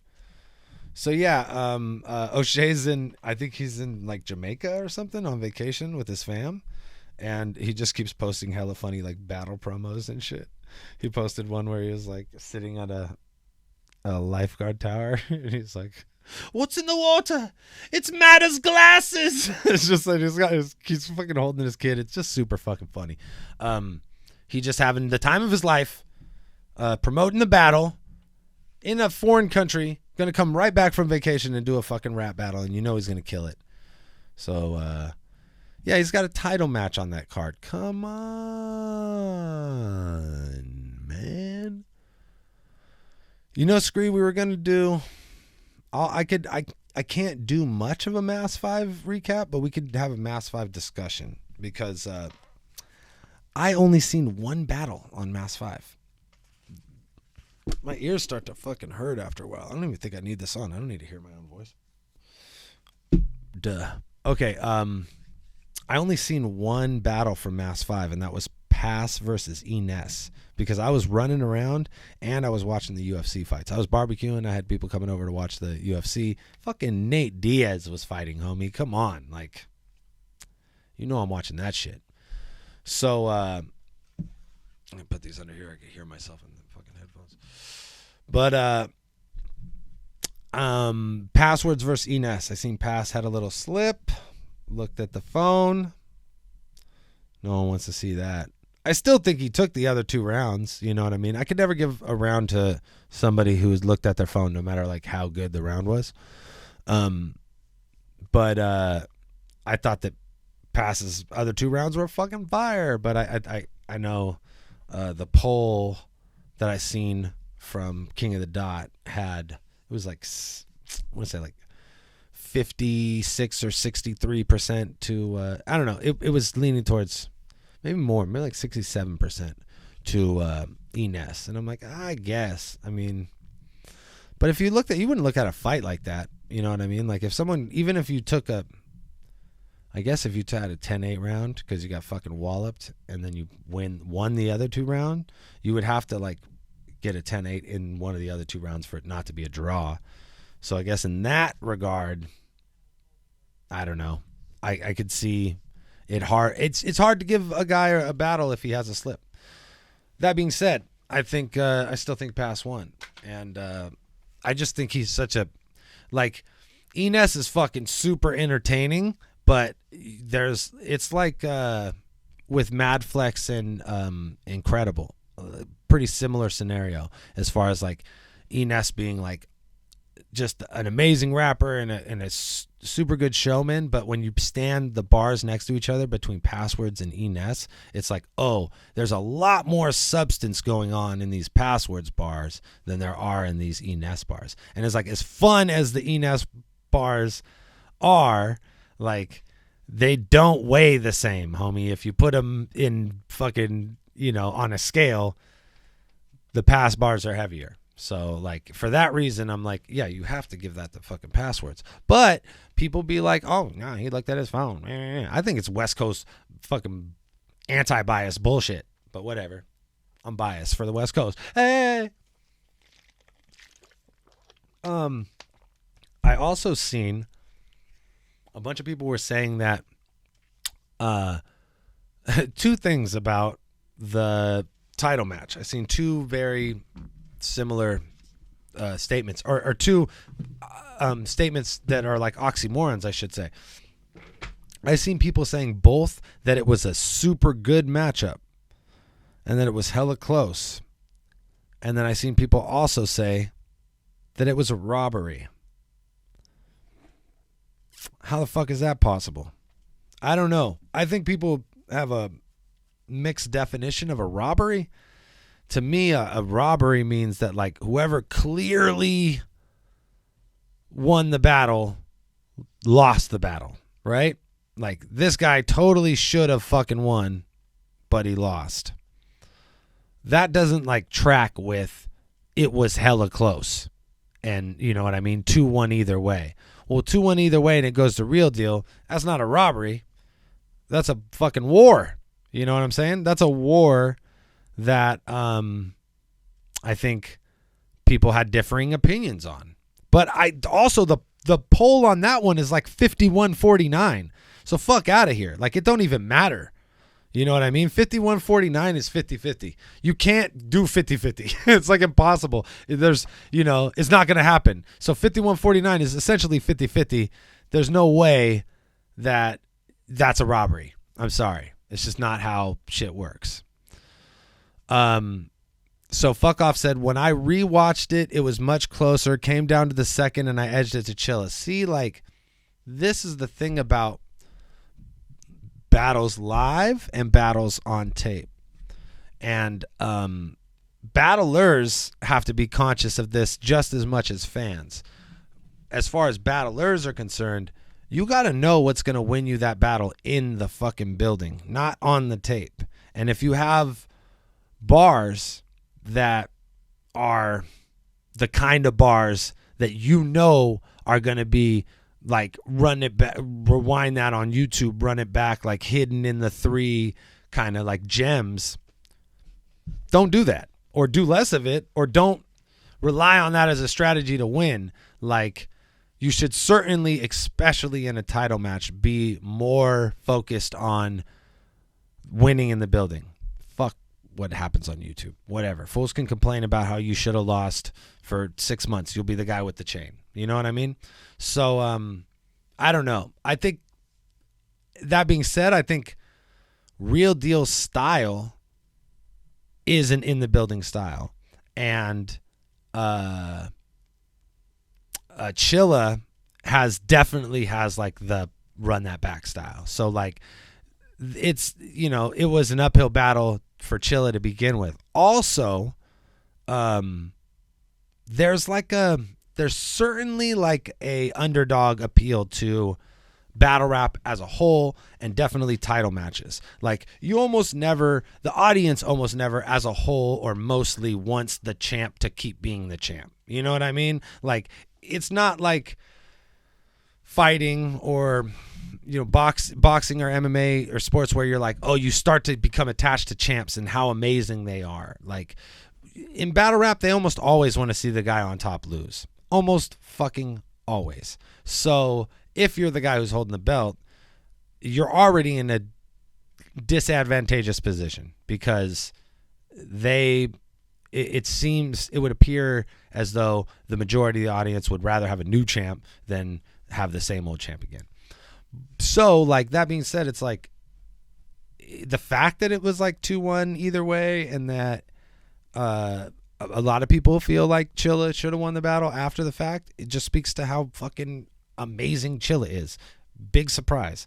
Motherfucker was the champ. I mean, like, has Chilla not been anything but incredible for fucking like the last, 5 years, as long as I can remember? So I'm not surprised at the outcome. I think I predicted that Real Deal would win in a close battle. And the only reason I did is because those disadvantages that I said. I feel like Real Deal style plays better in the building, and I feel like it's an underdog's game. That's why I felt like in advance it would probably go to Real Deal. But I think it's, it's funny. There's like an interesting, like, I hope that Real Deal brings the same kind of, and I don't know that this isn't anything against Chilla or anyone except Pat, who really like made the chain important. But it's, dude, the same thing's happening in the UFC where like you have like Nate Diaz win the fight, and instead of like calling out the champ, he's like, I don't give a fuck about who's holding the belt. Like, I just want to have the money fight, the best fight. I think that's what happens in battle rap a lot. I think there's less of a desire to be the champ and more of a desire to just have the big battles, right? And then you have certain battle rappers who don't want to be the champion. Some of those battle rappers happen to be the best dudes. You know what I mean? Like Big K, for instance. I have no idea what his stance is on the chain or wanting it or not. If I had to guess, I would guess that he could give a fuck about being the champ. That he might not even want it because it would put him in a position where we would have to battle certain people, and he's not the type of person who just takes battles with people that he doesn't want to battle. You know what I'm saying? Unless the money's right. So I that to me like is like, oh, well, why care then? You know what I mean? Obviously, because when you have dudes like Real Deal and Chilla holding the belt, and you get a title match like that, that's fucking incredible, and that people are going to complain about and argue about for a long time to come.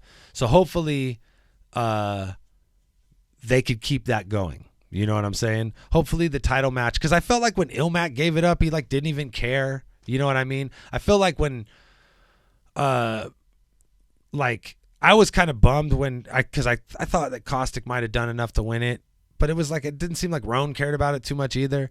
I'd like to see this like heated energy behind the King of the Dot chain continue. That, whoever goes up for it next, hopefully it's Mad Flex. Hopefully it's someone like that who's like really just wants to fucking win and be the best. And I think that is what's going to make that chain more important than like, another battle on the card that has two bigger name battlers who for some reason don't want to battle for the chain. And that's just my opinion on that. Let's go to the chat. Also, when someone ends with their best round, this is Narcotic 613. Also, when someone ends with their best round, the decision usually goes to them because that's the last thing they remember for sure. And whoever goes last has a fucking advantage. Now, I'm not sure if Real Deal went last, but I'm sure he put his best round last, and I'm sure that was a factor. You know what I'm saying? So if the rounds that people are saying that Chilla won are 1 and 2, then yeah, that's that makes sense too. You know what I mean? That third round weighs heavy, and that second round gets lost. Like who is that was saying that that they thought that Chilla won the? Oh, that was Fuck Off that was saying that. Yeah. So I could see that, you know what I mean? Like that second round gets lost in the mix, and then whoever like finishes strongest is usually the one that the judges lean. And that's an in the building thing, because when you're watching the battle on the tape, you kind of have the foresight to like break it up in rounds and be like, okay, I thought this, like we do on Watch, where you're like, all right, stop. I think this person won this round. go into it. Like, you don't have that opportunity when the battle's happening live. You're just like, it's just going, and you're just jumping into the next round right away. So you'll be forgetting like how good someone's round was halfway through the next person's round. And it's really your job as a battler to be so fucking entertaining that those moments don't get lost in the next person's round. You know what I mean? Yeah. I think Mad Flex is like doing all the right things to be the guy to get the chain. And then when and if and when he gets the chain, he'll be the guy to continue to make it like pry it from my cold dead hands shit. And then everybody wants to watch that shit because everyone's like, oh, fuck yeah. Like, this guy never loses. What's going down? You know what I mean? So that's, I think that's what Pat brought to it. Pat was like, he seemed like an unbeatable champ, and it made the chain, it brought more value to the chain. Yeah. People wanted the chain when Pat and Diz had it. Yeah, I think it's like, I think that Real Deal and Chilla can and are pushing it in that direction again.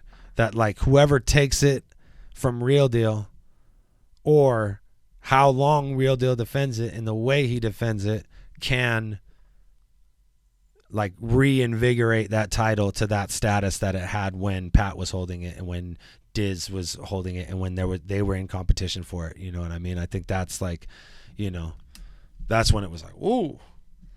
When Hollowham was just like, I'll put it on the line right now. And you're like, oh, fuck. Ooh, that's spicy, homie. I like this. Like, I think that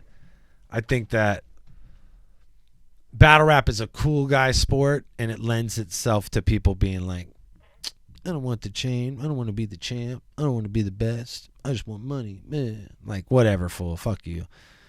Why did any of us start doing this? You know what I mean? Like, I always wanted fools to I just wanted fools to know I could fuck shit up. You know what I mean? Like, at some point, you're like, oh, well, I'm not going to be the best.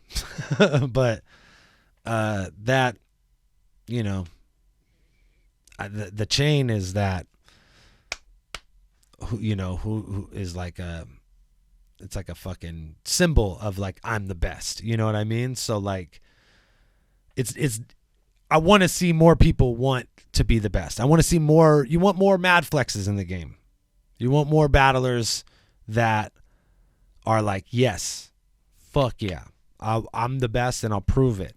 And less battlers who are like, I just want to make money. And I'm not even going to try if it ain't on a big stage. Like, we need less of that shit. We need more of the other. And it's really on y'all, and not y'all specifically, y'all in the greater sense, the fans, to make that a fucking thing. All right. Yeah, man just said, I'm getting into it because I want the feeling of smoking somebody. Yeah, that's the shit, man. Like, when you get the best, the parts of battle rap that I miss the most are like getting a big reaction while the crowd is, and then like, while, being able to take that moment to be like, oh yeah, I'm fucking killing you right now. You see this? Whoa! Like, I lived for that shit. That was definitely like my bread and butter. How much is the chain worth? Looks small. Blue, I'm not a jeweler. I don't even wear jewelry. Never in my whole life. You know why I don't wear jewelry? Interesting story. Skateboarding. My buddy Kyle always wore, he had fucking earrings and fucking necklaces and shit, and like, I would like do all the cool guy shit at school, but like, I never could, even when I would cut my hair, I would feel like it would fuck with my balance on my skateboard. So I would never wear jewelry because it would fuck with my balance on my skateboard, to the extent that I would lose my wedding ring. Clearly I love my wife. I would lose my wedding ring because I'm just like, I can't skate with this on. So I got that shit tattooed on me so that I didn't have to have any jewelry on me. So I got no idea how much the chain's worth. But I mean, fuck, man, small things are worth a lot of money. So who knows? It could be fucking made of pure platinum and fucking scraped in diamonds, top to bottom, white gold. Who knows? Could be worth a lot. Maybe motherfuckers don't want giant ass fucking, look at my ridiculous T-Pain chains on. You know what I'm saying? Like, maybe they just want classy little chains. So, all right. Yeah,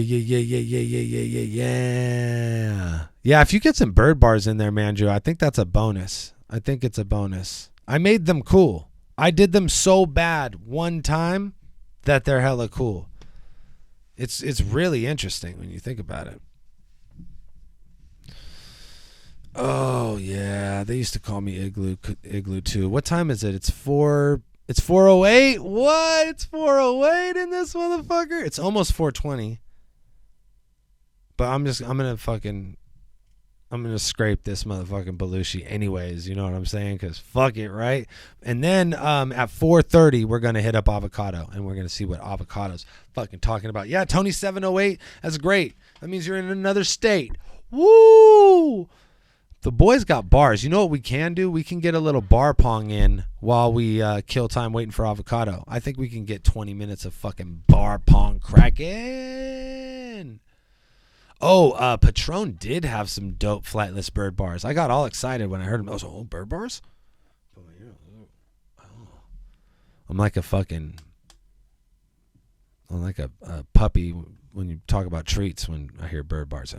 My ears perk up and shit. I get all excited. Fire.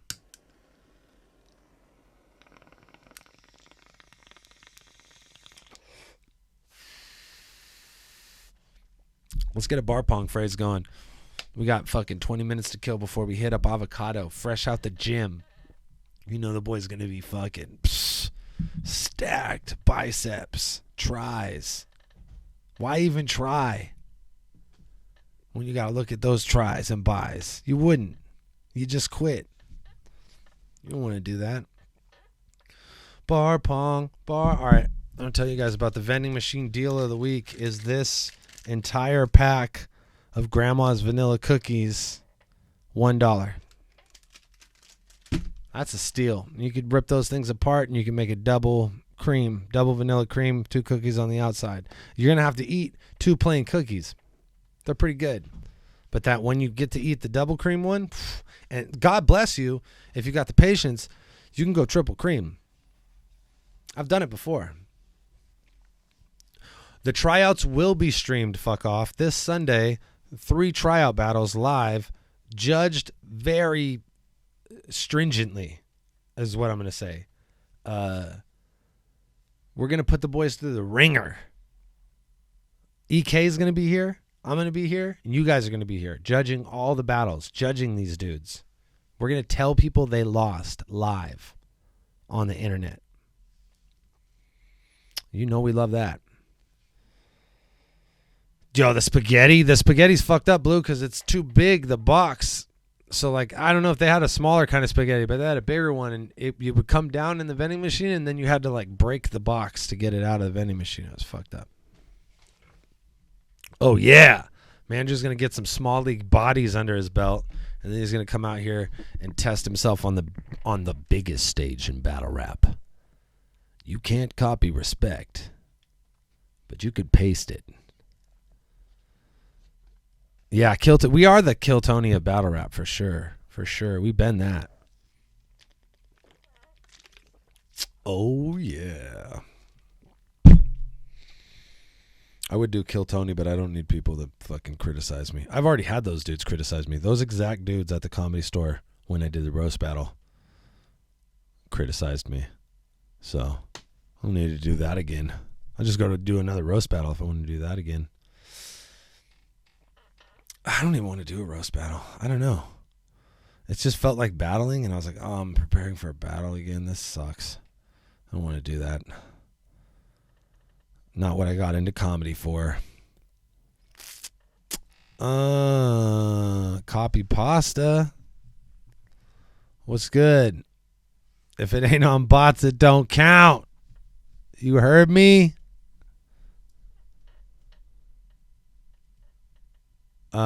Give me a phrase, man. Bum. Oh, what did they have to criticize? I was being shitty. We were doing roast battles. They're hella mean for everybody at roast battles, and I didn't win, so they were mean. Oh yeah, it was fun. It was real fun. I think Ronnie's like 1-1 over there. FLO undefeated at roast battles, and he's beat like some of the dudes who've been on TV. He's just, I mean, that motherfucker was built to make fun of fucking people. Format's a little weird. You got to be really, like, to the point. I had, like, it was, you know, you get 3. I think I lost 2 of 3 rounds. I got him good. I called him Aziz, I'm sorry. I was battling a Indian dude. I didn't win.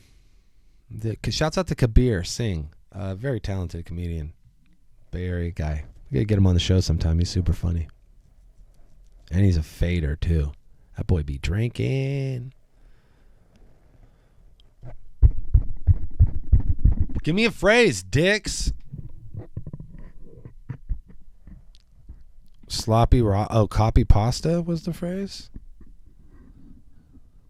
Sloppy Rasta, copy pasta. It's too much. It rhymes on both ends. We can't do ones that rhyme on both ends. Because then it's like, you know what I mean? Run out of ones real fast. Give me a better fucking phrase, god damn it. We got 15 minutes to kill, and I'm fucking... The boy's ill. We're going for 3 hours today. Fuck it. My shoulders hurt. I need a better chair. I need one of those fucking gaming chairs. That's going to be the next investment at the studio, is one of those chairs that comes all the way up here where you can see like the fucking like those shoulder pads on it. Fucking support. Fucking neck support. I need that shit. I need some lumbar and neck support. Vending machine? Vending machine is fire. Vending machine. Okay, vending machine. At 5 o'clock, I'm ending the stream.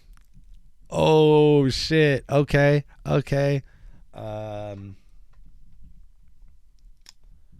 Behind your ears. That's the spot people never remember to clean.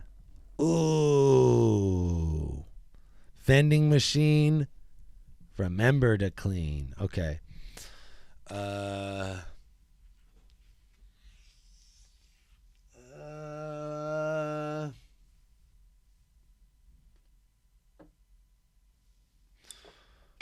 What else? Oh, Narcotics said, I almost got killed by Freddy in dreams. Vending machine, Freddy in dreams. Fire. He said, I can't afford to purchase an NFL franchise, so I'm looking into renting a team. Fire. Good shit. Okay. I didn't take a bong rip and think about it. I usually have like 3 people's worth of things to think about. Oh, you're close, Franco. Charlie Sheen, you need... you gotta be like, when I do cocaine off a hooker, I'm pretending to sheen. That would be like, that would be better.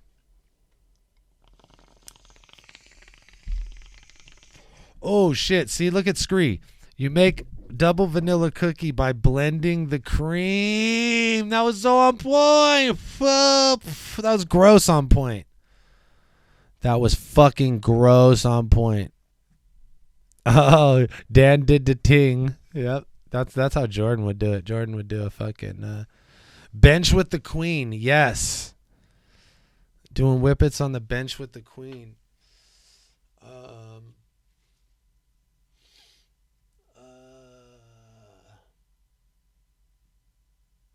Back in high school, I used to fence with the team. Team on the board.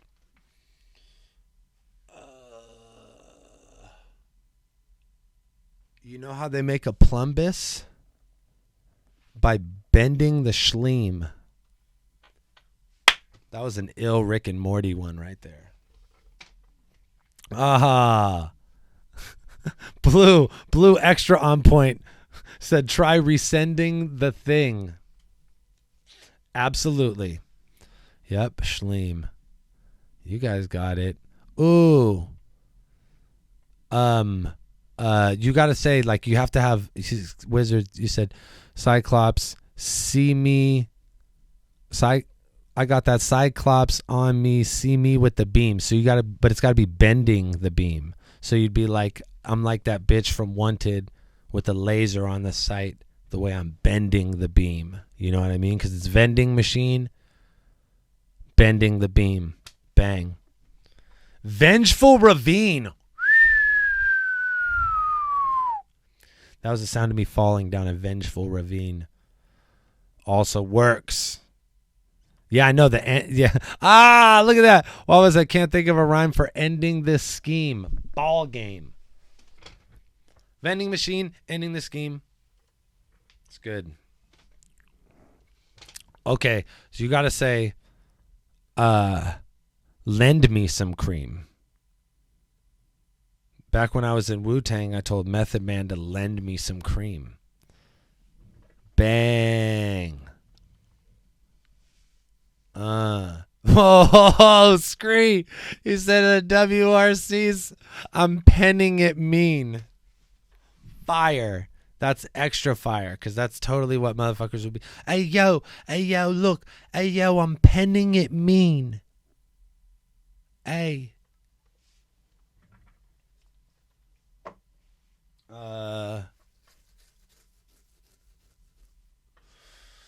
Oh, man, we're using a lot of them eam words, huh?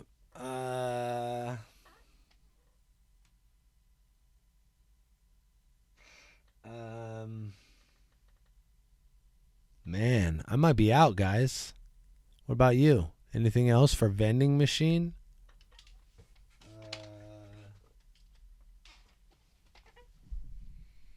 Shit. That was a hard one.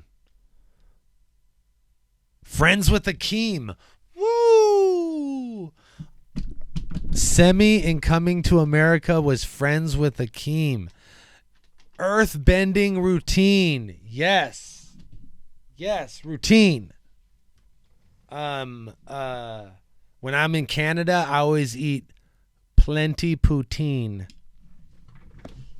Got me back in it. See, that's the thing, is you get motivated by the folks and then you get back in it. Plenty poutine.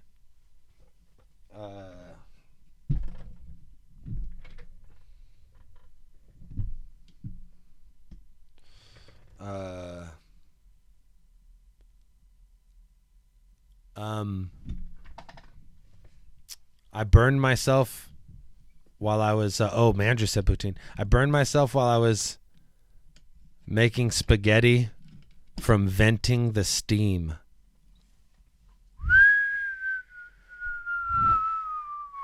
What? A hefty poop scheme. Fire. My mom wishes I would give up these pesky hoop dreams. Woo! Pesky hoop dreams. That's pretty good. The Plumbus bar was fire, right? Bending the schleem. That was fire. That was directly from the Interdimensional Television Part 2 episode. Let's see if Avocado's gonna be ready to chat. Oh no, my phone's dead. Is it charging now? Whatever, I'll just call him. I'm just gonna call him. Fuck it. Who cares? I wonder how long my phone's been dead for. It's kind of scary. Thanks for tuning in today, guys. This has been a super fun stream. We're already 2 hours and 22. Yevgeny Yashib. 2 hours and 23 minutes into the stream. Bending the screen. I see we're going back on. We're back. We're coming back around. Definitely not the Yashin one. That's a new one for sure. But I think we should just try and call Avocado. That's what I'm going to try and do right now. Let's see what the guy's doing. See what my buddy guy's getting into right now. Bang. So cool that you could just do this. Where is that fool's number on here? Oh no. Oh no. How am I going to find it? Oh, there it is. It's that one, I think. No. Maybe? Yes, it is that one. Ha ha ha ha ha ha. Ha ha ha ha ha. It is that one. Okay, cool. I got it. We're ready to go.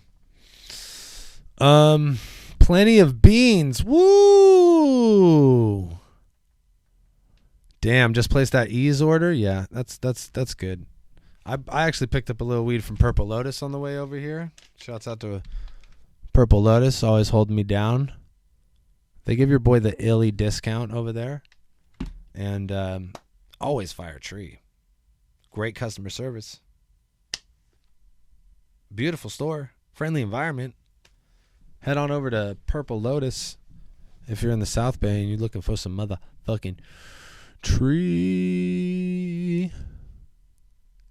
Hey, Bearded Beauty, what's up, fool? What's going down? Damn. Narcotics still going. He said he wanted to hear a song from Kendrick with Preem. Damn. That's a hella good one. That's hella good.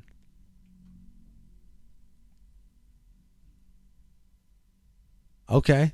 I'll peep him. I'll peep game, Freshwater. Where'd you send him to? My email? Or fucking Instagram? Fucking check it out on the Insta. All right, I'm just going to hit up Avocado right now. Let's see if he's fucking ball game ready. Let's do it. Oh, shit. I seen that. I'm going to check him out. What the fuck is that? Okay, it's working. I got the Tropicana fucking littles, homie. Because your boy wanted an eighth of some mids. Because I was going to put wax and keef all over it. So I was like, ain't no point in getting top shelf if we're just going to make it messy. So I got them Tropicana cookie littles. Homie, it is top shelf. What are you doing? Fire. Okay, email. In my email, Dirtbag Dan TV, Freshwater, I will check it out. I ain't never had a job I ain't steal from. That's right. I'm glad you guys like that song I sent you. Okay, apparently Avo's not available for FaceTime yet. Catch him in a moment. Yeah. Vending machine Philippine, yeah. Get that like the end works. But not the fill up part. Nah, I'm saying. Shouts out to my boy Eric Powers, gonna help me put together some fucking dope ass merch for this Death Dealers Anonymous gig we got going on. I'm pretty stoked about that. Actually, what was I gonna say? Fucking my man's AllDayDirt. He actually designed a super cool Death Dealers Anonymous t-shirt. So we got a dope ass collage art Death Dealers Anonymous t-shirt coming out real soon. It'll actually be available at our show at the Ritz on Friday the 13th with none other than Kung Fu Vampire. It's actually his record release party for his album Come Dawn. Come Dawn. It's always a fucking jism thing with Kung Fu. He's always got a jism joke in there. So Come Dawn is the album from Kung Fu Vampire. I'm actually on that bitch. I'm on that album. A bunch of other motherfuckers is on that album. I think X-Rated is on that album. I don't know who else. I had to look it up, but it's fire. It's actually available for pre-sale right now, and I think you get to hear some of the songs. I don't know how that shit works, but I know if you pre-order, you get like gear and shit too. So check it out. Kung Fu Vampire. Come Dawn. COMDAWN. Come Dawn. Not Come Dawn, but that's how it sounds when you say it, and it's funny, and that's why it's like that. It's on purpose. So you laugh about jism And then you listen to the music and you're like, oh, this is hella good music. Let's go. Damn, Tony Lastro said at the vending machine, you can catch me spending 15. What? That's appropriate as fuck. That was a bar and a half. Cumbersome? You know what I'm talking about. I got the ill cotton mouth. I got a nasty taste in my mouth, too, from fucking smoking Belushi's. Hold on one second. I'm going to grab a special treat out of the freezer. Bear with me, fuckers.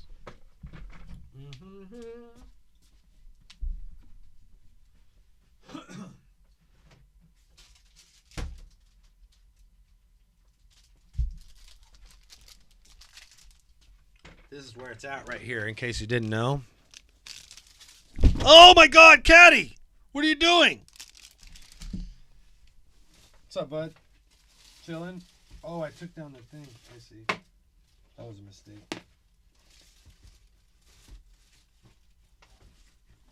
Is that better? Better? Better. Caddy wouldn't let me know it was good. He was like, hold on, fool. Don't put Rocky Road in the freezer, you idiot. You're going to bust your teeth. But no, I like it. It tastes way better if the marshmallow is frozen. Look. It's hard, right? Caddy heard you say burpees. Watch. And he just came down. We wanted to hit some burpees on the kid. Fuck. He's like, what'd you say about burpees? Oh, that's fire, bro. Homie. Okay, I'm going to do it right now. I'm going to do it right now. Avocado. Let's go, avocado.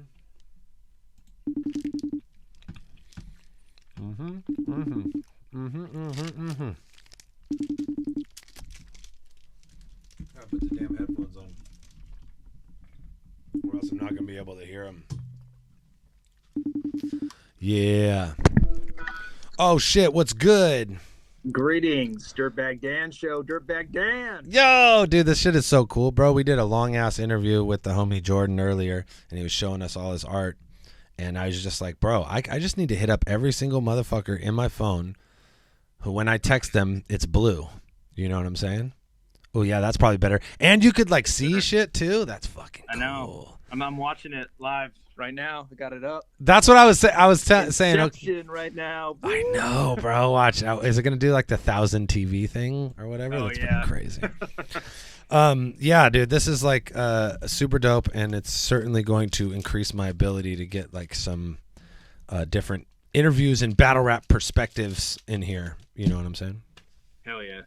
We had a long ass discussion about the Apex thing, basically. Oh, you guys already talked about that? Good. But so I don't have to speak about it. You don't have to speak about it at all, at all. But basically, you know, it's a more nuanced situation than I think anybody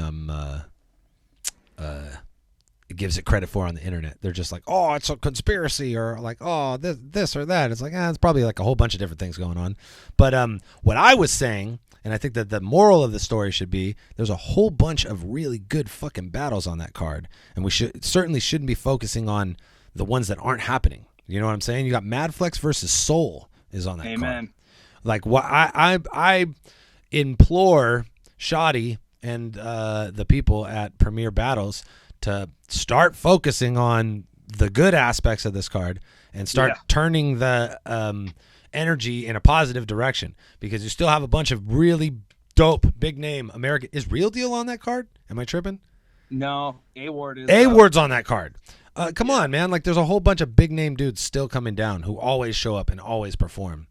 So for real. I mean, Flex and Soul, to me, that is like was the best battle on the card, to be honest. Like, you know, to be just like really brutally honest, I don't think we're really missing out on Bobby Rex versus Twerk not happening. You know, like, I think Bobby versus Unanimous is actually kind of a better battle. Yeah, I think it makes more sense. You know what I'm saying? I think that a lot of times those battles just end up amounting to like, let's put our guy versus their guy versus like, why though? Yeah. You know what I'm saying? Like, it's different when it's shoddy, and it's like, okay, well, this guy competes on a global scale. You know what I mean? And there's certainly other UK battle rappers that fit that criteria, and nothing against Bobby Rex. I mean, obviously Bobby battled against Caustic, and that's a battle that makes a lot more sense than like Twerk in Bobby Rex. It's like, why are we doing this? You know what I mean? Yeah, it's like, kind of a mismatch. And Bobby's hella dope, so Bobby and Unanimous, they match up better stylistically. And, you know, it's definitely unfortunate that we're not going to see Tay-Rock versus Shoddy. Yeah.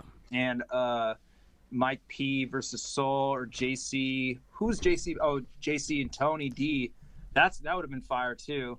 Yeah, it's unfortunate that we're not going to see these battles, but at the end of the day, it's like you're saying, yes, that sucks that it's going to happen, but concentrating too much on the negative aspect about an event, when you want your event to crack, you want to concentrate on the positives, like roll with the punches. There's no event that ever happens 100% perfect. Yeah. Cancellations happen.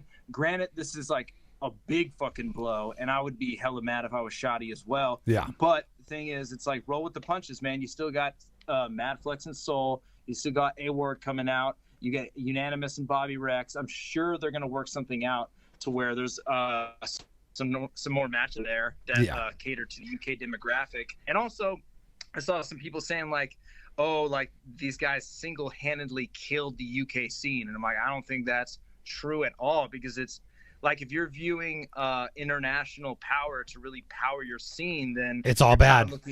You're looking in the wrong place, really, because the UK has such a strong scene, you know, and they have amazing battle rappers out there, and Premier has been doing that up until this point of just supporting themselves with the local talent. Exactly. So, like the whole structure of their league was based on this like kind of like football team mentality of like, oh, these are the guys in this portion of the UK and in this place and in this place, and they'll match up against each other. And they just recently started like, okay, we'll allow like American dudes to be on the different teams or whatever and add them to the mix, which I think is totally cool. But the strength of the UK battle scene is not dependent on any American battlers coming there. You know what I'm saying? Or it's like they should be able to hold their shit up on their own. And for a long time, they were doing fucking numbers. Those Dome Flop events were killing it. And like, if you want to talk about some grand URL conspiracy, there was no problem for any of those battlers to be out there for any of the other events. So like, why now would they be like, oh, we don't want our battlers to be promoted on a global scale? Like, that shit doesn't make sense. It's certainly not the case. You know what I mean? It's just, you know, a classic case of battle rappers feeling like it's okay to underperform in certain areas. And I attribute that more to the fans that get behind that attitude than like any kind of league business. You know what I'm saying? It's like the people who are online like, oh yeah, good, getting over on those fucking white boys, or like if it ain't on URL it doesn't count, like attitude. That transfers to the mind of a battle rapper, and then he goes, oh well, cool, I don't need to have a third round if I'm not battling in the URL, or I don't need to fucking show up for this battle, you know, if these fools aren't showing up. You know what I mean? Like, if the fans held the people to a higher standard, the battlers, then they would never do that shit, you know? Yeah, for real. So it's like, I think concentrating on the positive aspects about this car that absolutely is a good output on it. Mad Flex and Soul is gonna be fucking crazy. Who's O'Shea battling? Isn't O'Shea on that card too? Oh, Matter. Oh, O'Shea and Matter. That's crazy. That's hella crazy. Right? Yeah. So. And that's like a great UK battle. You know, that's like a great battle between two great UK battlers who have made a name both by themselves in their scene and have battled dudes from outside. So it's like, it carries all the weight, you know? You don't need to bring in ringers for this event to be amazing, especially since you already kind of are. You got A-Ward and fucking Mad Flex coming in, so. Yeah, totally agree. So that event's going to be fucking hella dope. What is it, September 7th? And it's the same day as the Summer Impact thing, but what I was saying is it's UK, so it's like fucking 9 hours apart or some shit like that. They don't happen at the same time. if you want to watch both, you can totally watch both. You know what I mean? Yeah, for real. And I don't even know, does Apex have a live pay-per-view? Probably VOD, so it's probably going to be next day anyways. So you're good. You can watch both. And it's not like fools were going to go to the Apex one and they're like, oh, now we're going to fly over the fucking URL. It's the only one that counts. You know what I mean? So it's like, nothing is being hurt by that. You know what I mean? Yeah. It's not like a fucking a huge blow and, you know, or like a sign that there's some kind of funny business. It's just like, yo, URL throws events every weekend. Big surprise. They usually try to get Twerk on those events. If Twerk happens to not be able to battle in another country because he got some shit on his record, they're probably going to book him. Do you know what I mean? Like, it all just seems like like if you lay it out, it doesn't sound like a conspiracy. You know what I mean? I don't know. Yeah, I agree. I think there's no like conspiracy there, and you know, I think people want to always, you know, look deeper than it really is, you know, and also like people also want to have one scapegoat and things like this one thing is to blame. Yes, you know? yeah, clearly. Like, there's so many different moving parts to an event in people's lives, you know, that like life happens, man. Sometimes you're not able to make obligations, and it sucks, but that's just how life is, you know. Yo, look, Tony Lastro said Real Deal versus Jay Short, O'Shea versus Matter, Madflex versus Real Deal Soul. is on the card. Because I remember seeing it said the King of the Dot champ and the BOTZ champ were all on the same card. You know what I mean? Yeah. So I'm like, oh, that's fire. Like there was another one too. I don't know, but yeah, dude, come on. What the fuck? It's like, it's a pretty fucking good card. What are we talking about here? Why are we complaining? Sir, the champ, the King of the Dot champ is out there. That's crazy. Yeah. And the fucking bots champ. Let's go. 2 titles are out there. Yeah. Let's go. Yeah. And you know they're like fucking Madflex is gonna bring the belt, so he's gonna be showing his big ass belt next to fucking Real Deal's little ass chain, bro. He's gonna be like, hey, hold this for a second. Oh, that's heavy on your shoulder. Oh, that shit hurts. It's a lot of gold plating on that. You know, the gold's pretty heavy. It's fucking nuts. For real. But yeah, that's dope. I think I want that to be the like prevailing attitude leaving this, for at least the people that are here. That like there's a lot to look forward to when it comes to that Apex card. So don't check out because a few fools are lame when it comes to contracts. It always happens. And it's certainly not the end of the UK battle rap scene, nor should it be in any way, shape, or form. And like I would implore the people who work at Premier Battles, Shoddy included, to chill out and start focusing on that shit and stop, you know, beating a dead horse. They're not fucking coming. It's cool. Like, that's done. Fuck it. Let's move on. You know what I mean? Yeah, totally agree with all that. Yeah. All that makes a lot of sense. So talk to me about the Wednesday stream that you guys have been doing. All right, so in 20 minutes, we're going live on Ruin Your Day. We're doing Ruin an Hour.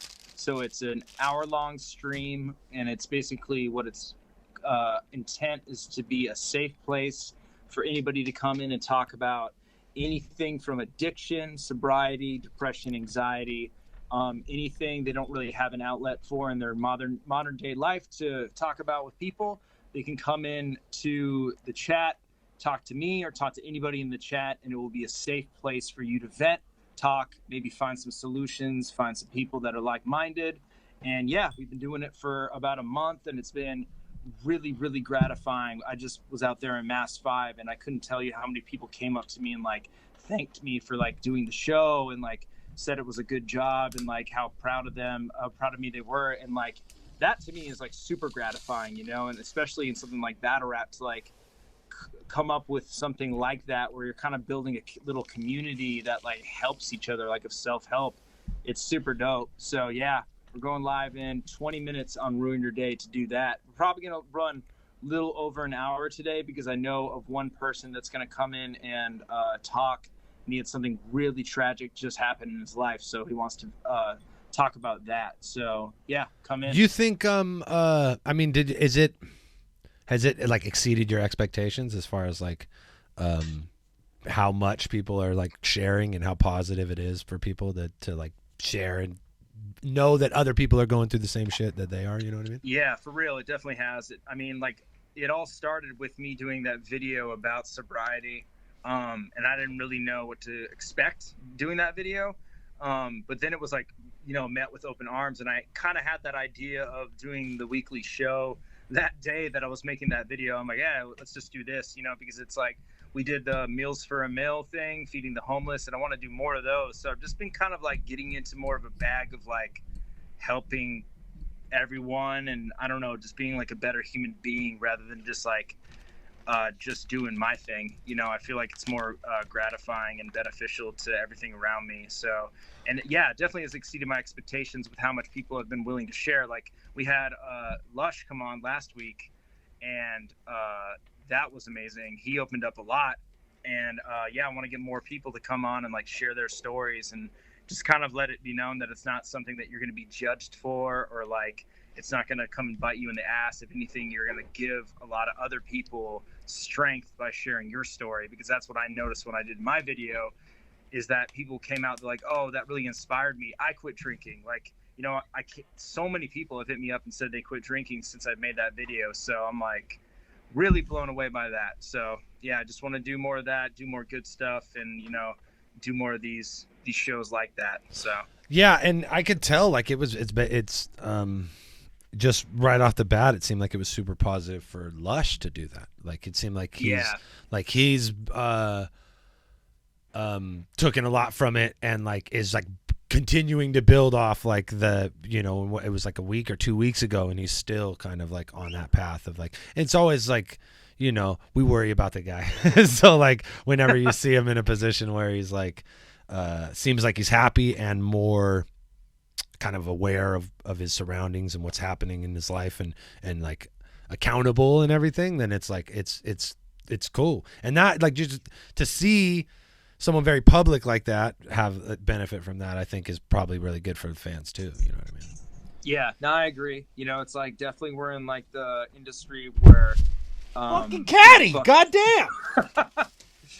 It's ironic that we're talking about that again. I know, bro. I was right about to fucking talk about him, and then he fucking fell on me for the second time. He's gonna do it again. That's fucking hilarious. That's really funny. No, Caddy would have fucking like that would have been his fucking bag, dude. He would have killed. Oh it. Yeah, for real. It would have been basically the Caddy show. It would have been like, all right, I do this show where Caddy talks to people, and because like that's what like. I seen this fool like in person do this shit hella times, like just like at like a show or in a parking lot, like just build with some random person on some serious ass shit, and always super impressed by it. He definitely like got a special kick out of like affecting people's lives. You know what I mean? And in a positive way, probably in a negative way too, for sure, but also in a positive way. So like, yeah, I think that's like in the spirit of Caddy. That is like, it's fucking awesome. And it's really interesting considering that like it's battle rap. You know what I mean? It's like if you would have told me that this was going to be a safe space, like, come on, bro. I didn't even I told my mom and my wife they couldn't be my friends on Facebook when I was a battle rapper, dude. You know what I mean? Like this is, and now it's like, oh, this is a safe space. Like, fuck, that's fire, dude. Like are you kidding me? And it's kind of a testament to like, I don't know really what Ruin Your Day is. It's definitely like a battle rap based channel to a degree, but it's like me and you have been doing the Ruin Your Skate thing. Yeah. And I've had hella fun with that. And then also Ruin an Hour. And it's just like music videos, like we're like a label now. And like they're giving out the food, the meals for a million meals, like all that shit is like, oh, this is tight. Like it's really cool that you're able to transfer the battle rap thing into something way bigger, you know what I mean? Or something that it touches people more, has more of an effect on individual lives than just like watching a battle or watching a piece of entertainment, you know what I mean? Yeah, exactly. So it's been good. It's been hella good. But yeah, guys, I'm going to do that in 10 minutes on Ruin Your Day. It's called Ruin an Hour. Pop on over there if you guys want to vent about anything, absolutely fucking anything. hopefully not battle rap related. So. I think you get I'm sure people pop in like every time because it's your channel and they get notifications and then they're like, yo, what's up with the Apex thing? And they get the vibe real fast. Like, after their fucking shit is just ignored. And you're like, real. oh, we're not doing this, huh? We're doing some other shit. Okay. Yeah. And then they'll either bounce or they'll fucking stay and be like, hey, bro, I'm going through some real shit right now, to be honest. Fuck this battle rap shit. 100%. All right, man. Well, that's fucking awesome. Ruin an hour every Wednesday, 5 o'clock. Usually an hour, could be longer. Depends on fucking what you guys got to talk about. So, and ruin your day. It's a everything channel, man. It's a fucking lifestyle channel. How about that? I like that. Sounds like weed. That sounds like you smoke weed. For real. All right, man. We'll see you in an hour over there on Ruin an Hour. Bang. All right, thank you, Dan. Thank you. I can do fucking FaceTime interviews. I know. Yeah. We're the man. Yeah. All right, that's tight. Fucking, we just had Avocado in here. Fucking really sick. That's so cool, man. I'm stoked on this shit, bro. We're gonna be doing a lot more of these little FaceTime chats, and just even like I'm just thinking about like the possibility. Realistically, everybody could hear this shit, in the headphones, and there's 5 mics. Like I can have 5 people here and someone on the fucking FaceTime. I could have fucking 6 people in the studio all at once. Yeah. Oh hell yeah. Avocado. I'm just talking about that. I'm just talking about that right now. I'm saying like we could legit have a full Fridays is Fire lineup and then have Avocado chime in and talk about anime. So definitely next Fridays is Fire, I'll just hit you up. Just be in the chat.